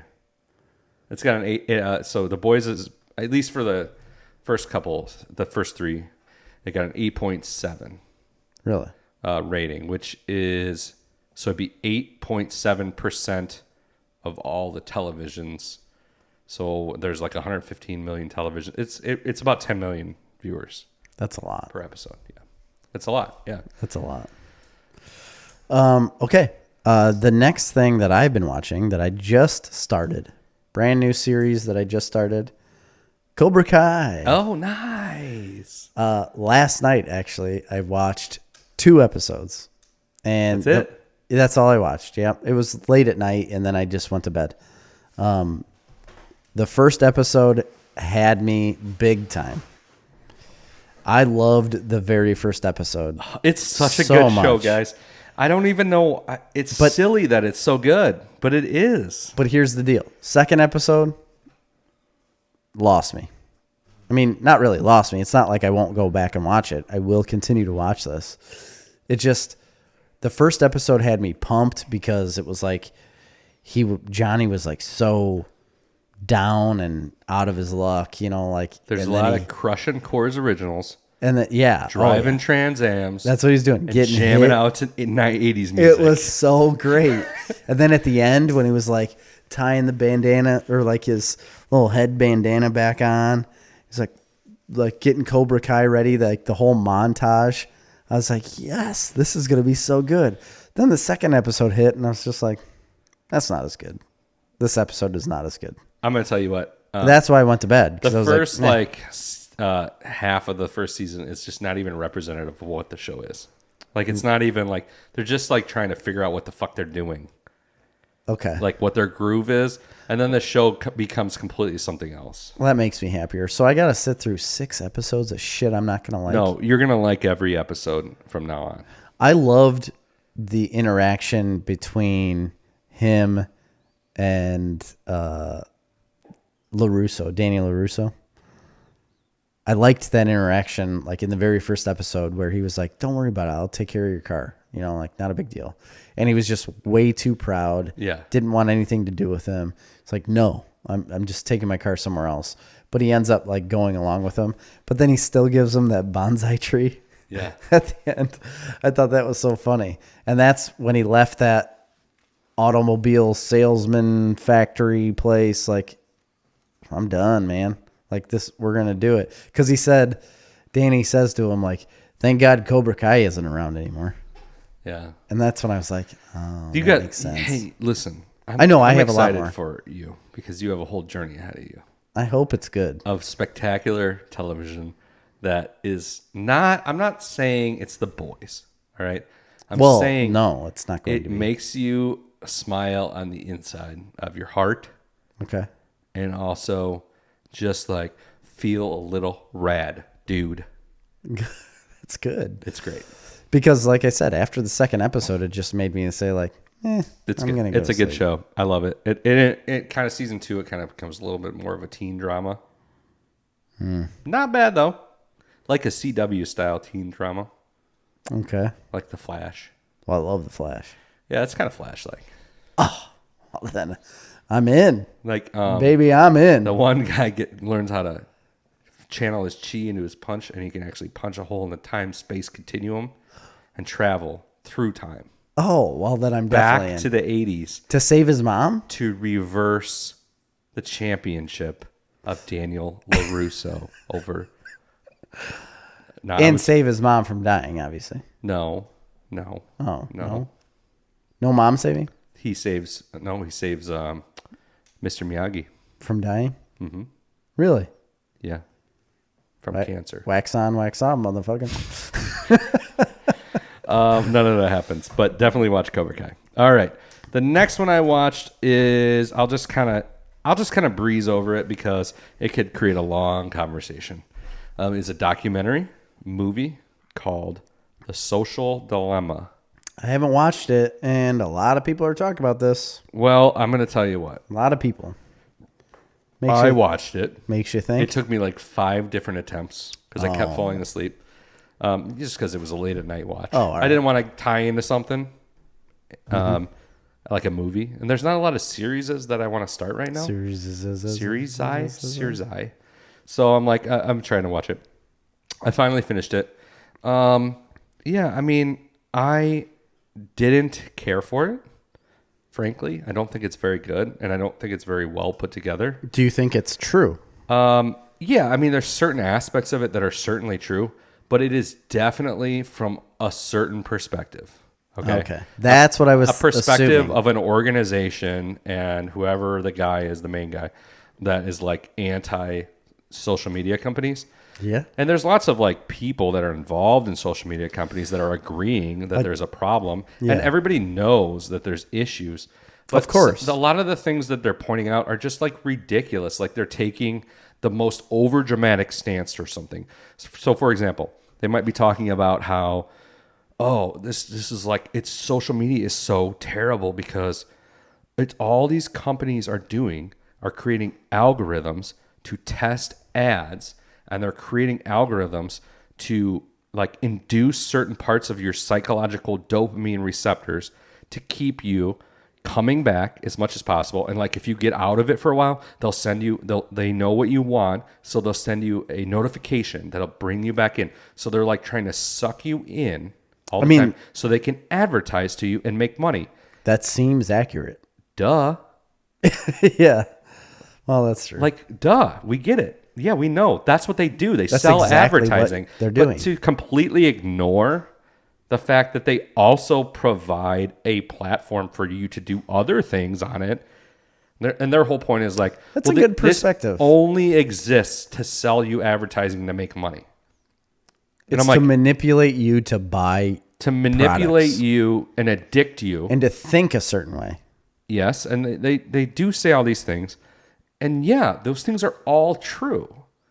But it's not like there's nothing there. It's not like it's just nothing. No, you're right. There is something there. But here's my argument is that you cannot tell me that these social networking sites hasn't changed society the way we know it. Absolutely, they've changed society. They've changed the way... Absolutely.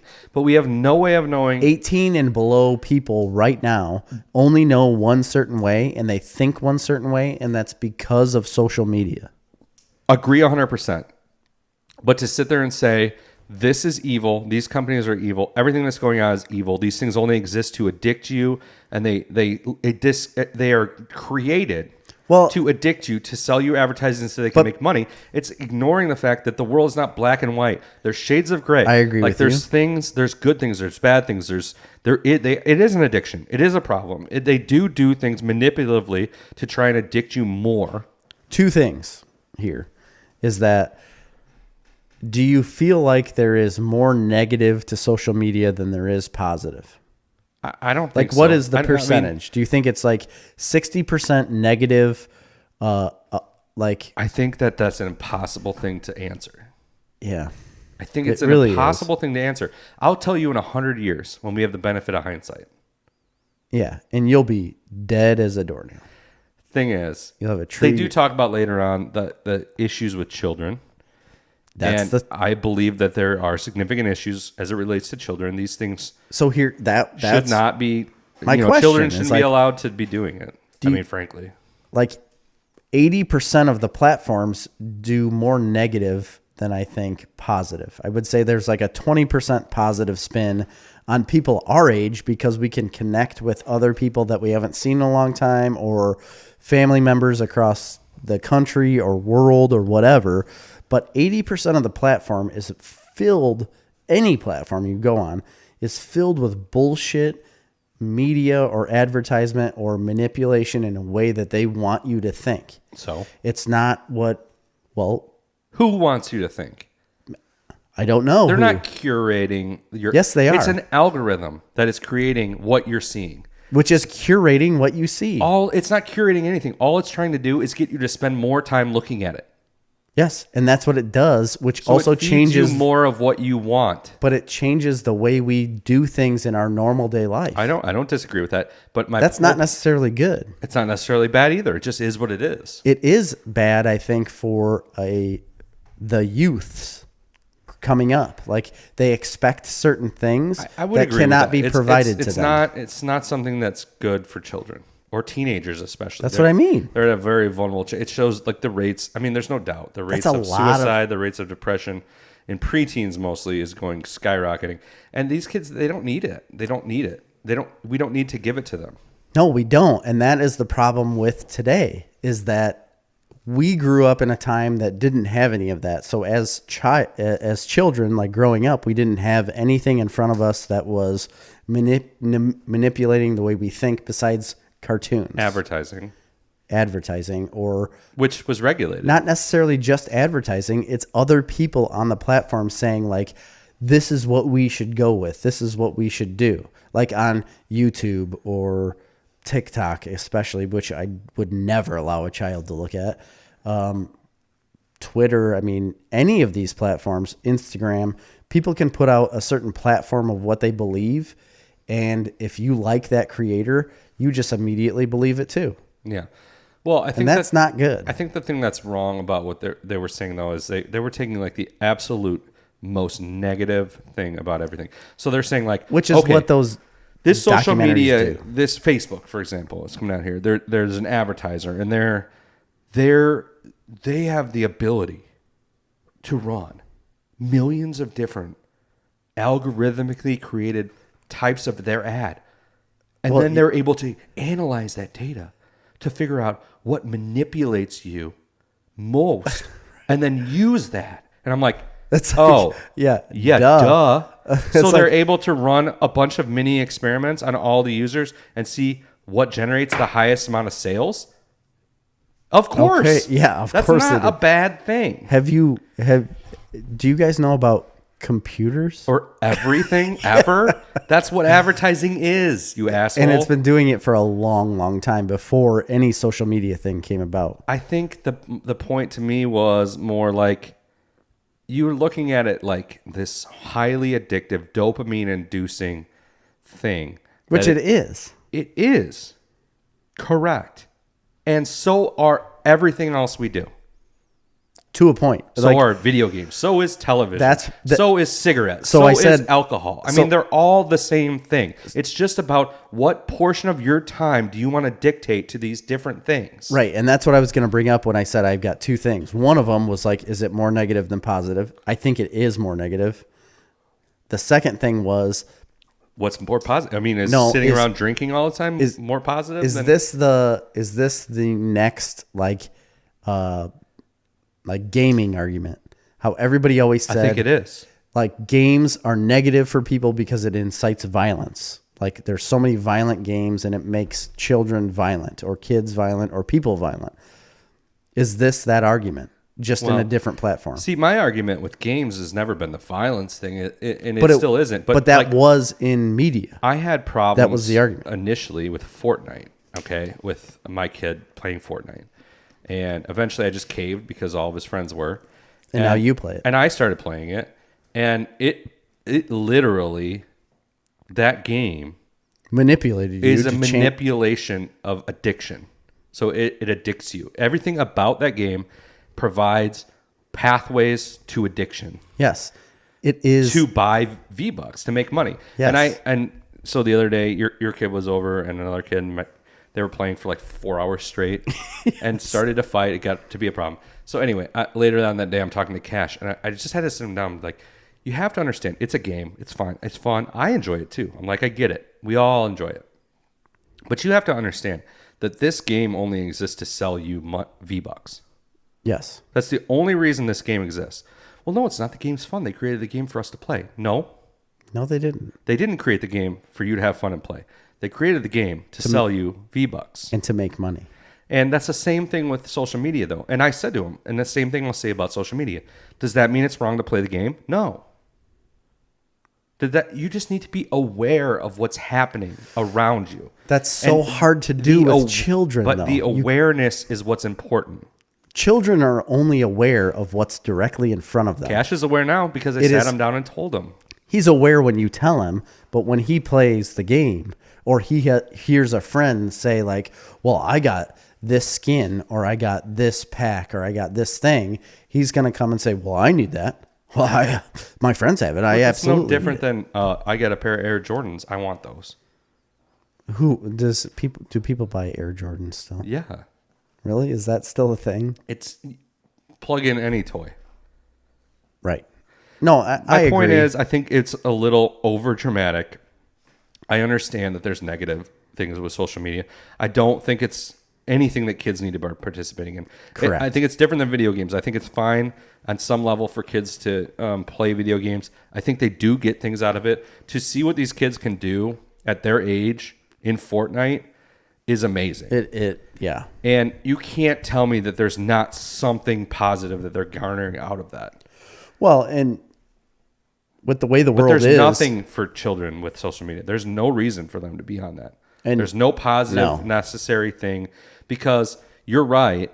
The positives from social media do exist, but they're few and far between. I mean, for my main use of social media, by the way, is just promoting Snarf Talk, or our businesses, or iTrees, or our other businesses. Which is exactly back to the negative but is part that of negative for me to promote my business? It's not necessarily negative.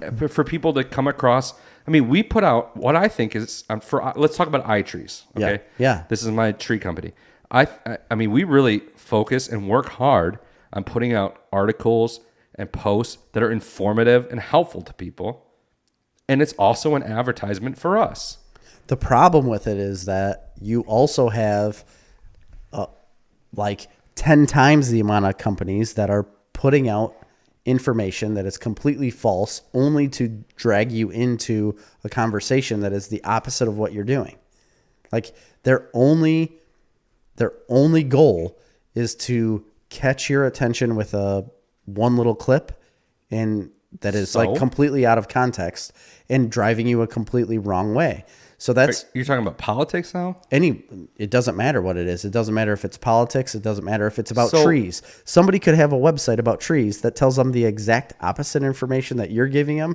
And then there could be just as many people that believe that than what believe you. So, I mean, I guess, but I mean, it's really only an issue with media, right? Media and politics. Yeah. Media is the worst. Okay. So that's the issue. And so maybe we need to focus on the real issue, not being social media platforms, which is just a platform. Right. Maybe, and yes, that platform is going to allow advertisers to advertise you. Get over it. Because that's been happening since the beginning of mankind. And yes, that platform's going to make their program as compelling as they possibly can so that you can spend more of your day on that program so they can sell you more advertising. Duh. Get over it. Maybe we need to address the media if they're the ones creating the problems. Yeah, but I think like the content that is being put out, good or bad, is what the problem is. So you could have, 5,000 articles that are good, but you could have 10,000 articles that are negative and bad, and that's what society believes. Like the majority of society will start believing these negative things, and it changes the way people think. Yeah, It changes the way society goes on, and it's not a good thing. I guess. I mean, they did make some good points towards the end where they're talking about how the fact that from 1970 to today, computing power has risen A bajillion quadrillion. percent. Yeah. A quadrillion. It's gone up a quadrillion. That's Exponential growth. But the human brain hasn't changed in 100 million years. Yeah, ever. Or 10 million years, however long humans have been around. I mean, barely. It's barely changed. Yeah. It changes over the courses of hundreds of thousands of years. But this technology has increased. So it's going to take time. But I think this documentary specifically is massively skewed and coming from a certain perspective. And I'm not a huge fan of these social media platforms. And frankly, I don't feel like I abuse them. I don't feel like I'm addicted to them. I really don't. I don't spend a lot of time on them. And whatever time I do spend on them is literally wasted time. Not like I'm wasting hours of valuable, productive time. It's like you're going to go to the bathroom and you're going to sit and look at it for 10 minutes. Or you're going to, first thing you wake up in the morning, you need some time to lay there and wake up. You're going to look through your Facebook feed for 15 minutes. Mm-hmm. And that ain't going to be the end of the world, people. Right. Let's I not agree. overreact here. As long as you can be in that scope of... But there are a lot of people that will waste hours and hours and hours of their day. That's a problem. There are high school students that I've been involved with that have, like, their screen time for their phone is coming in at 9 hours a day that they're spending. Where are their parents? I mean, agreed. I agree with that. There should be a little bit... I mean, that's a problem. Yeah, it really is. But how can you regulate screen time for kids when they're not at home? Don't give them a phone, I guess. Yeah.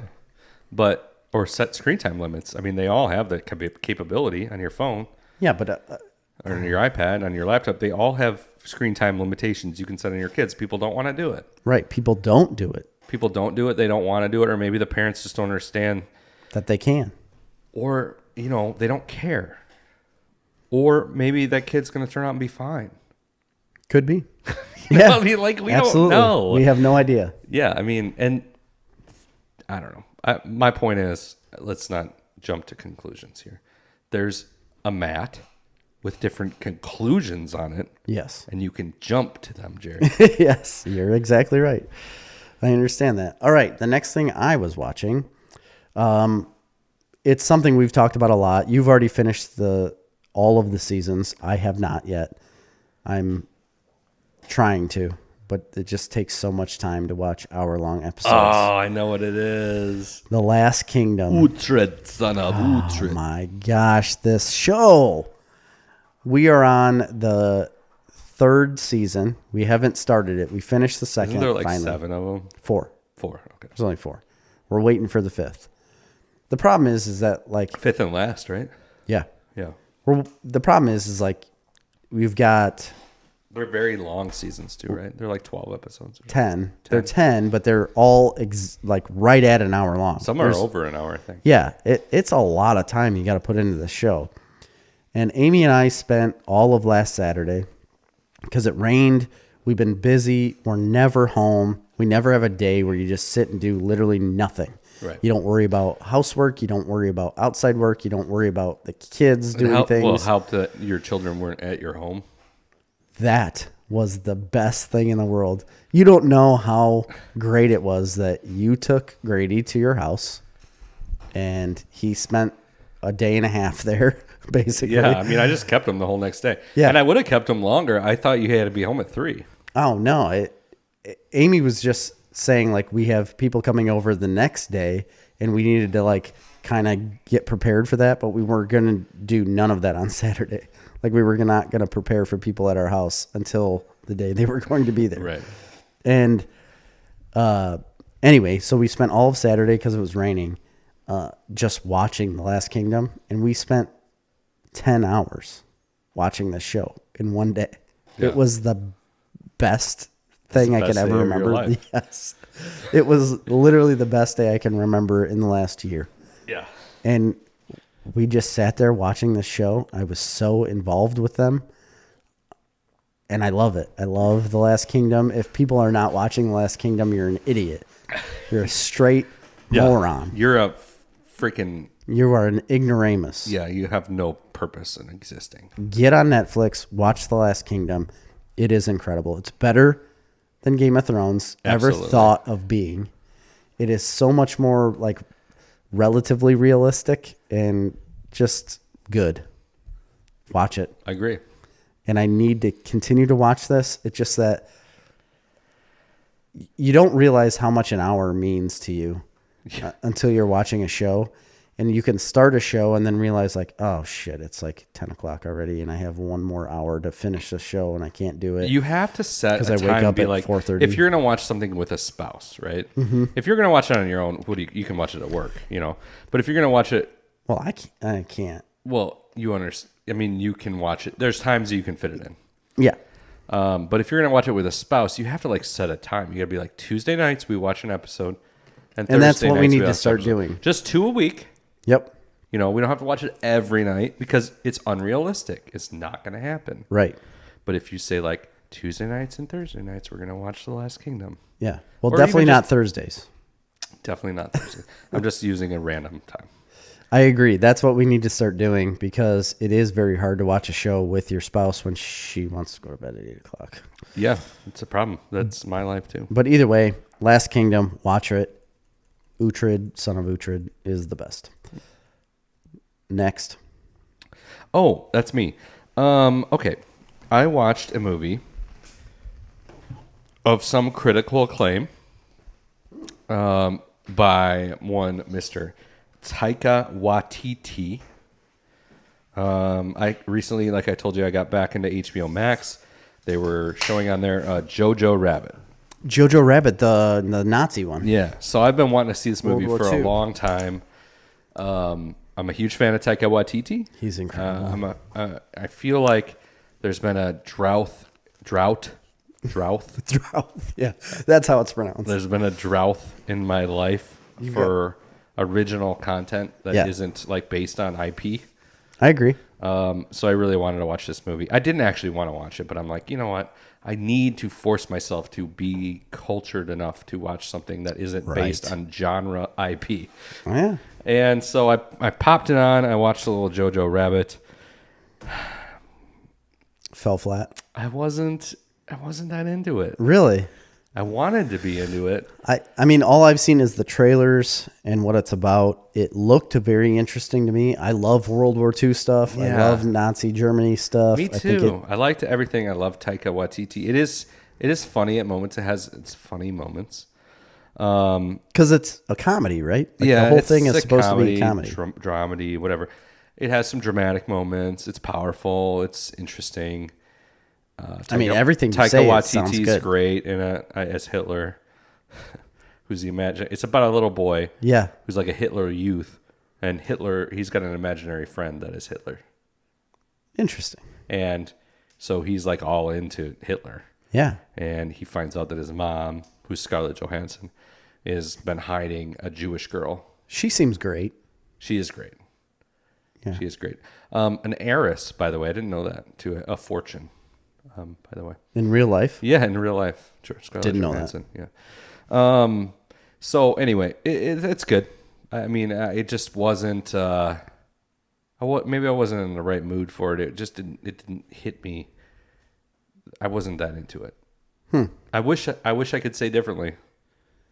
The film snob in me wants to be more into it, but I wasn't enthralled by it, and it was. Did fine. you need more comedy? Did you need more story? Did you need more heart? Like, what did you need? It just felt a little. It just fell a little flat for me. Was it boring? Yeah, it was a little boring. I felt bored, many times. Okay. This is an old story that he wrote. Taika Waititi wrote like years and years ago, and had a really hard time getting produced. Nobody wanted to produce it. Nobody wanted to make it. Maybe that's why. I can guarantee you that's not why. Oh, really? I think anytime you involve Hitler True. as like a sympathetic That's a hard character. sell. That's a hard sell. So it was fine. It was just fell a little flat. But Okay. I it's not like I disliked it, Yeah.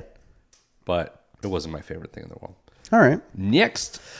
My last one that I've watched is a new show on Netflix that just came out, I think last week, beginning of September, either way, is a show called Away. And Is that the one with what's her name? Hilary Swank. Hilary Swank? Yes. I've been wanting to watch that. So it's a space odyssey, It's a if you movie will. though, right? No, it's a episodic show. Oh, it's a show? I thought Yeah. it was a movie. Nope. Episodes. Oh, well, I'm definitely watching that next. So I'm 5 episodes in, So you're liking it. and I do like it. I do. So right away, so it is about space. They're going to Mars. They're going to colonize Mars, right? Love space. I love everything in Like space. my favorite thing. Mine too. I agree. It's my favorite genre of everything. So she's an astronaut. She is chosen to be the commander, the leader of this group of astronauts that are going to Mars. They're the first people going to start a colonization on Mars. They already have a moon station. So she's lived on the moon for a while. She's home for a little while in the beginning. Then they go to the moon. Then they show her getting on the spacecraft to go to Mars. A little bit of an issue on the way there. I'm only 5 episodes in. I think there are 8 or 10 episodes. I want to believe 10. There might be 8. Either way. It is a space story about them going there, but it's more a story about each individual astronaut's issues at home, kind of. Like it relates to a lot of being away from home, what the dynamic is between your husband and wife when you're in space it's a 3-year mission. So they're going to be gone for 3 years. She has a husband that is also involved with NASA, but also a teenage daughter, and a lot of that kind of dynamic and flashback. So some people might be put off by that because it's dramatic in that sense. Like it's dramatic because they're in space and have issues going on, but it's more of it's a smaller story than you would think as of right now. Anyways, from what I've gathered, like it's very internal dilemma more than external dilemma of like space station stuff. So people might be turned off on that if you think like, oh, it's a big, huge story in space. It is, but it isn't. And I like it a lot. Like I've seen a lot of negative reviews because they're like, oh, it's about like a husband and wife that have problems, or like this man and this woman have problems. Like, okay, yes, you're right, but follow the story and you'll understand it. Like follow what they're doing and try to understand like what an astronaut would have to go through being on a space station away from their family, you know? And then there's also the struggle of her being a woman and being the commander of all these other people. There's never been a woman commander, and like that kind of struggle. There's a Russian that obviously doesn't want to be commanded by anything because Russians are Russians. You know, we know that. They always have problems. But all in all, Yes, vodka. That's all I can say. Potato. I don't know. I like it a lot. I think the way it's filmed is incredible. The production is incredible. Like the space walks that you see, awesome. Yeah. I love everything about it so far. I thought it was a movie. I've been wanting to watch it, but I probably will watch it. Like there's one scene, and I'm just going to give it away to you. Like right in the beginning, I think it's the second episode, where they have to unfold these like solar arrays they're basically like solar panels to get power. If they don't unfold, then they don't get enough power to get to Mars. And 2 out of the 3 unfold. The third one gets stuck. And it was because of a cable that wrapped around a certain part. They had to undo this cable so that it would unfold. And they do a spacewalk to do that. The Russian and the commander go out there to fix this. And there's a part where she has to unhook, and he basically flings her up to the solar panel, and she has to grab onto an edge, That and would then never like happen, first off. no, it's not realistic in that essence, but it's a show. Like you just have to watch the show, be in the show, and she grabs onto the edge to fling herself around. This was completely against what like the NASA Space Center was telling him to do. Like at home, they're like, no, don't do that. She does it anyways, and it was so great to watch. It looks real. Like it all looks real to me. It looks like you're watching a spacewalk video, and I don't know. I love it. I'm in the bag for anything like that. I don't care how unrealistic it is. And she does a really great job and fixes the solar array. Nice. And it made me very happy. And then they get back and they like applaud her. Like, wow, you got some guts, kid. You know, like, You got some gumption. yeah, it was awesome. You got gumption. And then she's on the backside. You In can't Russia. see anybody. Women don't have gumption. Yeah, women don't count in Russia. I want to watch it. What you should. I will. I like space stuff. The problem I'm having now, Jerry, is I have my two main ones that I wanted to talk about, and we're at 2 hours. I know. So I don't know what to do now. Can you give us those two, and then we'll see which one we would talk about, or if we could cover both? Or... Well, okay. The first one I watched is American Pickle. The Seth Rogen movie. You watched it. I did watch it. It's on HBO Max. Okay. I loved it. I loved it. I thought it was great. I thought it was a great movie. I want to talk more about it, really, but I feel like you should watch it so we can both talk about it. No, I think I would let you tell me about it. Really? Why? Nothing about that stood out as something I needed to watch. Wrong statement. I Really? thought it was a great movie. I mean, It's a guy that got pickled. That's not what it's about, though. It's not about that. I'm sure it's about the dynamic between an old generation and a new. Yeah, it's so this old, it'd be his great-great-grandfather, Right. who came over from Poland as a Jewish person, escaping persecution. Sure. And he came to the United States. Gets was pickled, and he comes out now. Falls in a His vat of pickle juice. grandson, who is really liberal, annoyingly liberal, app designer in Brooklyn, and they're dynamic together. There's a lot of comedy, but there's a lot of dark stuff that happens too. Okay. And there's a lot of interpersonal family drama. And they teach each other. They do, but there's also a lot of heart.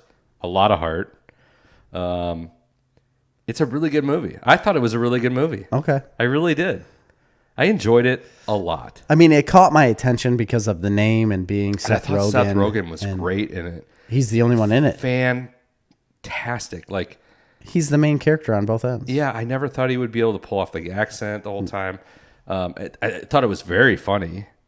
Okay. I don't like Seth Rogen's, like, all his movies now have to be like hyper liberal. I mean, that is the day and age. I guess it is, but him specifically so. I mean, like, Yeah. it's a little over the top. However, despite all that, which is fine with me, I thought a very funny movie, kept me interested, very heartfelt, had a very good message at the end. I wasn't 100% crazy about the very ending of it.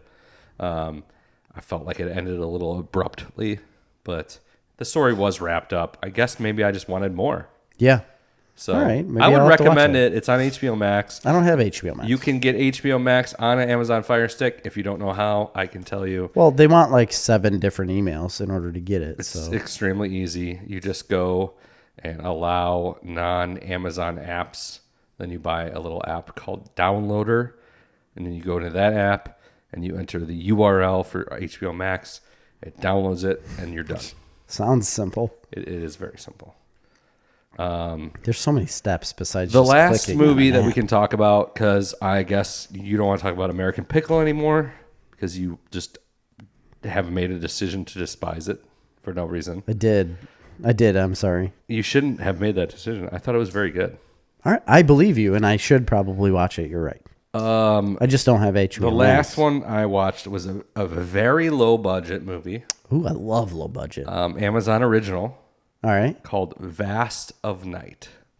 I've never even heard of it. You've not heard of this? No. You've not seen it on there? It's an Amazon original movie. It came out a couple months ago, and I'm sure Amazon purchased it. It was a very low budget made movie. It fits into that genre of, it's hardcore sci-fi. Oh, love it. Very much in the vein of like a Twilight Zone. In fact, so much that the story is like, it starts out in a living room on a 1950s TV because it's set in the 1950s. Okay. And it goes into the TV in like an episode of the Twilight Zone. Yeah. And then you watch the movie, and then at the end it kind of pulls out of the TV like it's an episode of the Twilight Zone. I think that sounds amazing. I don't even know how to explain this movie. I mean, the story is pretty cut and dry. It's straight sci-fi. Aliens. It is, yeah. It's about aliens. I'm going to say spoilers right now, but I'm not going to ruin it for you. Okay. So it's set in the 1950s. It's about these two teenagers. One of them, which works at the radio station as a radio DJ, and the other one is a high school student, and they're the same age or maybe a couple years apart. She also works the switchboard. Oh yeah. And so it's really fun just watching the settings of the 1950s and how different it is from everything today. But anyway, she's working the switchboard one night. Everybody in town's at the basketball game. It's a small town. She plugs in and hears this weird noise over the switch. Yeah, something like that. And it's already been established before that she's friends with this radio guy who's kind of like a cool guy, radio kind of nerd. Yeah, me. Essentially. Now, I will say one annoying thing is the dialogue can get a little quick, a little fast-paced. Okay. And it's a little unrealistic in that sense. Should be used to that with a Kevin Smith movie. It's very, very fast. It almost reminded me of the things I didn't like about Uncut Gems. Oh. How it's very like nonstop, fast talking, like no breaths taken. Anyway. It doesn't give you time to think exactly. about it. So, anyway, she patches through. She gets this sound, and then she starts getting these calls from other people that are like cutting out. And then finally she gets this call from this lady that's like, there's something in the sky. I'm going into my cellar. Call the police. Cuts out. So she patches through this sound to the guy at the radio station. And he's like, I don't know what that is. It's been established that he's like all into audio engineering. Okay. So he knows everything about audio engineering and radio signals and things like that. And he doesn't know what it is. So he plugs it into the live feed. He's like, if anybody knows what this sound is, call in. Okay. So this guy calls in. He's like, I used to work for the military, and he's got this whole story. This is where the movie turns. Okay, so it's just this guy in his radio booth talking, and this other guy talking over the radio, telling this story. This very descriptive, unsettling story of the things that he experienced in the military. And so it's just a close up of the guy's face, him talking, but mostly this other guy talking to him in the voice over the phone, right? Yeah. And then slowly the whole screen will just fade to black. And you'll just hear this guy over the phone telling his story to a completely black screen. What? The movie is this? The movie. And then slowly, after about 5 minutes, it'll fade back in. And then it'll keep telling the story and keep telling the story. And then slowly again, the screen just fades back to black. Because you're getting so enthralled by the story. It doesn't matter what you're seeing. It doesn't matter. And it's just really well done. Wow. And then after that, obviously, there's the drama of aliens. What's going on. And, you know, then they go to this old lady's house she calls in the radio station. Anal probes. She's like, I know what's going on. It's so fucking weird. She's like, I know what's going on. And they're like, okay. She's like, come over and I will tell you. I can't leave my house. So you need to come here and I'll tell you. So they bring their tape recorder over there. They're like recording this old lady as she's telling this, again, like enthralling story. Mm-hmm. It's just a very simple movie made for no money. And it's like tense. Yeah, that's what I enjoy. I love tense, somewhat unsettling movies, but not horror. It's not horror. Right? It's not horror. It's sci-fi. No, I know, and that's what I mean. Like, you don't need a horror movie to make people feel things, right? You know, to scare them in a sense. The unsettling, the unknowing of what's coming next can be like given to you just through someone's story, just through like audio context, basically, like what they're saying to you, what has happened. You don't even have to physically see it, which you apparently don't. I mean, if they're fading to black while someone's talking and it still makes you feel something, that is awesome. Yeah. Like, I think that is an incredible movie. I enjoyed it a lot. It obviously more happens and it goes forward towards the end. I wasn't like crazy about the ending. I felt it ended a little abruptly, but either way, like it was, it was very unsettling. Was it good? Like, overall, would you say yes, good? You should watch this? Yes, I would watch it and recommend it to a sci-fi fan or somebody that likes sci-fi or what's the name of it horror. again? What's the name of it? Vast of Night. Vast of Night. It's certainly not like anything I'd really seen before. So if you want something and novel, I like that novel. Also, I really enjoyed the simplicity of it. It was a very simple story, and I enjoyed the setting, like the 1950s setting, which I really think they nailed. And the juxtaposition of that versus today is so wild. That's awesome. You know, in a way that it maybe I noticed a little more than I have in other movies that are set during the 1950s. I think they reveled in it a little bit more. Yeah. Do you know who made this or who wrote it or anything? You know what? Yeah, it said the guy's name, but I didn't recognize it. It wasn't anybody I recognized. I believe it was a low budget independent film. I'm sure Amazon either produced or picked up the rights for. Sierra McCormick was the main woman, and Jake Horowitz is the main guy. Honestly, it almost everything about it, it's very dark. Mm-hmm. So it's really hard to even like see people's faces. Really? Through a lot of it. And is it black and white? I don't think so, but honestly, I didn't even notice. You can't tell. It's very dark and shadowy. Okay. So I don't think it was black and white, no. It, like the way you describe it, I see it as like a black and white movie. Andrew Patterson was the cinematographer, director, writer. Old Andrew Patterson. Patty Patterson. That's what we used to call him. It got a 92% on Rotten Tomatoes, 65% audience score. So maybe people won't agree with me as much, but the critics liked it. I liked it. That's all that matters. I don't necessarily agree with critics. Writer-director Andrew Patterson and cinematographer M.I. Litton-Bentz are at times breathtakingly mobile as their camera navigates a tiny world frozen in nicotine amber. I feel like that's a good description. Okay. What's the nicotine amber? You never said anybody was smoking or anything. Oh, yeah, everybody's smoking. It's the 1950s. Well, right. Yeah. I enjoyed it. It sounds really liked it a lot. The way you describe it, and it gets the way the movie really is, weird sounds towards really the end. It honestly, it felt like a I love weird Twilight Zone episode. It felt like a Twilight Zone episode, but for an hour and a half. It's only an hour and a half long, and that's probably what it was based off of. Yeah, you know what I mean? Because it wasn't like designed outright horror. Like the Twilight Zone was just like hair standing up on your arms, unsettling, Yes. just tense, unsettling stuff that you don't get. You don't get it in modern day movies. Like, you don't feel that in any modern day movie. Maybe for a time, but for the whole film, you really don't feel that. And I want it. I want it in my life. I want it.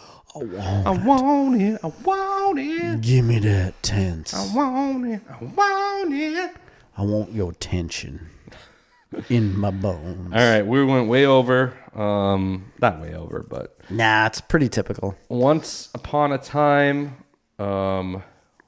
we had T-shirts and You did, hoodies, and that time still exists. So if you want to get a T-shirt, we're getting into T-shirt or sweatshirt weather, hoodie weather. It is hoodie weather. If you want a hoodie, a Snarf Talk hoodie, they're amazing indigo blue. They're gorgeous Yeah, they are gorgeous. for men and women. I just sold out the stock that I had. I don't have any more, so we're gonna have to get some. We have a bunch more.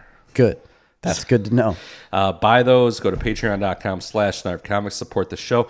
I would like to start a drive. We're going to start this next week. I want everybody listening to just go on there and give us $1. $1 a month. $1 That's a all month. we're asking. $1 a month. Really, it would be nice just to feel the support, love. the support, and the love. That would be, it would be everything to us. If you enjoy our show, I don't think it's too much to ask for $12 a year. Yeah. No, I agree. And honestly, you think it's like $1 and it's forgettable, but it's not to us. It can absolutely help what we're doing. And it what we're isn't about the creating. money. It would just help with the. We can create so much more and give you so much more content for $1. Yeah, like I said though, I feel like we're putting out money. It's not about money. It's the fact that it is recognition, and I feel like it would make me. I don't know. It would just feel good to know that there was a bunch of these people out there supporting you, even for $1. Yes, absolutely. It feels It good. isn't about the money. It's about the like feeling of support. But what you can also guarantee is that it will create more content for you. That is true. And Snarf Talk wants to create content. We are content hungry. I'm on that content. All right. For Snarf Talk this week, I've been Chris. I am Jerry. See you.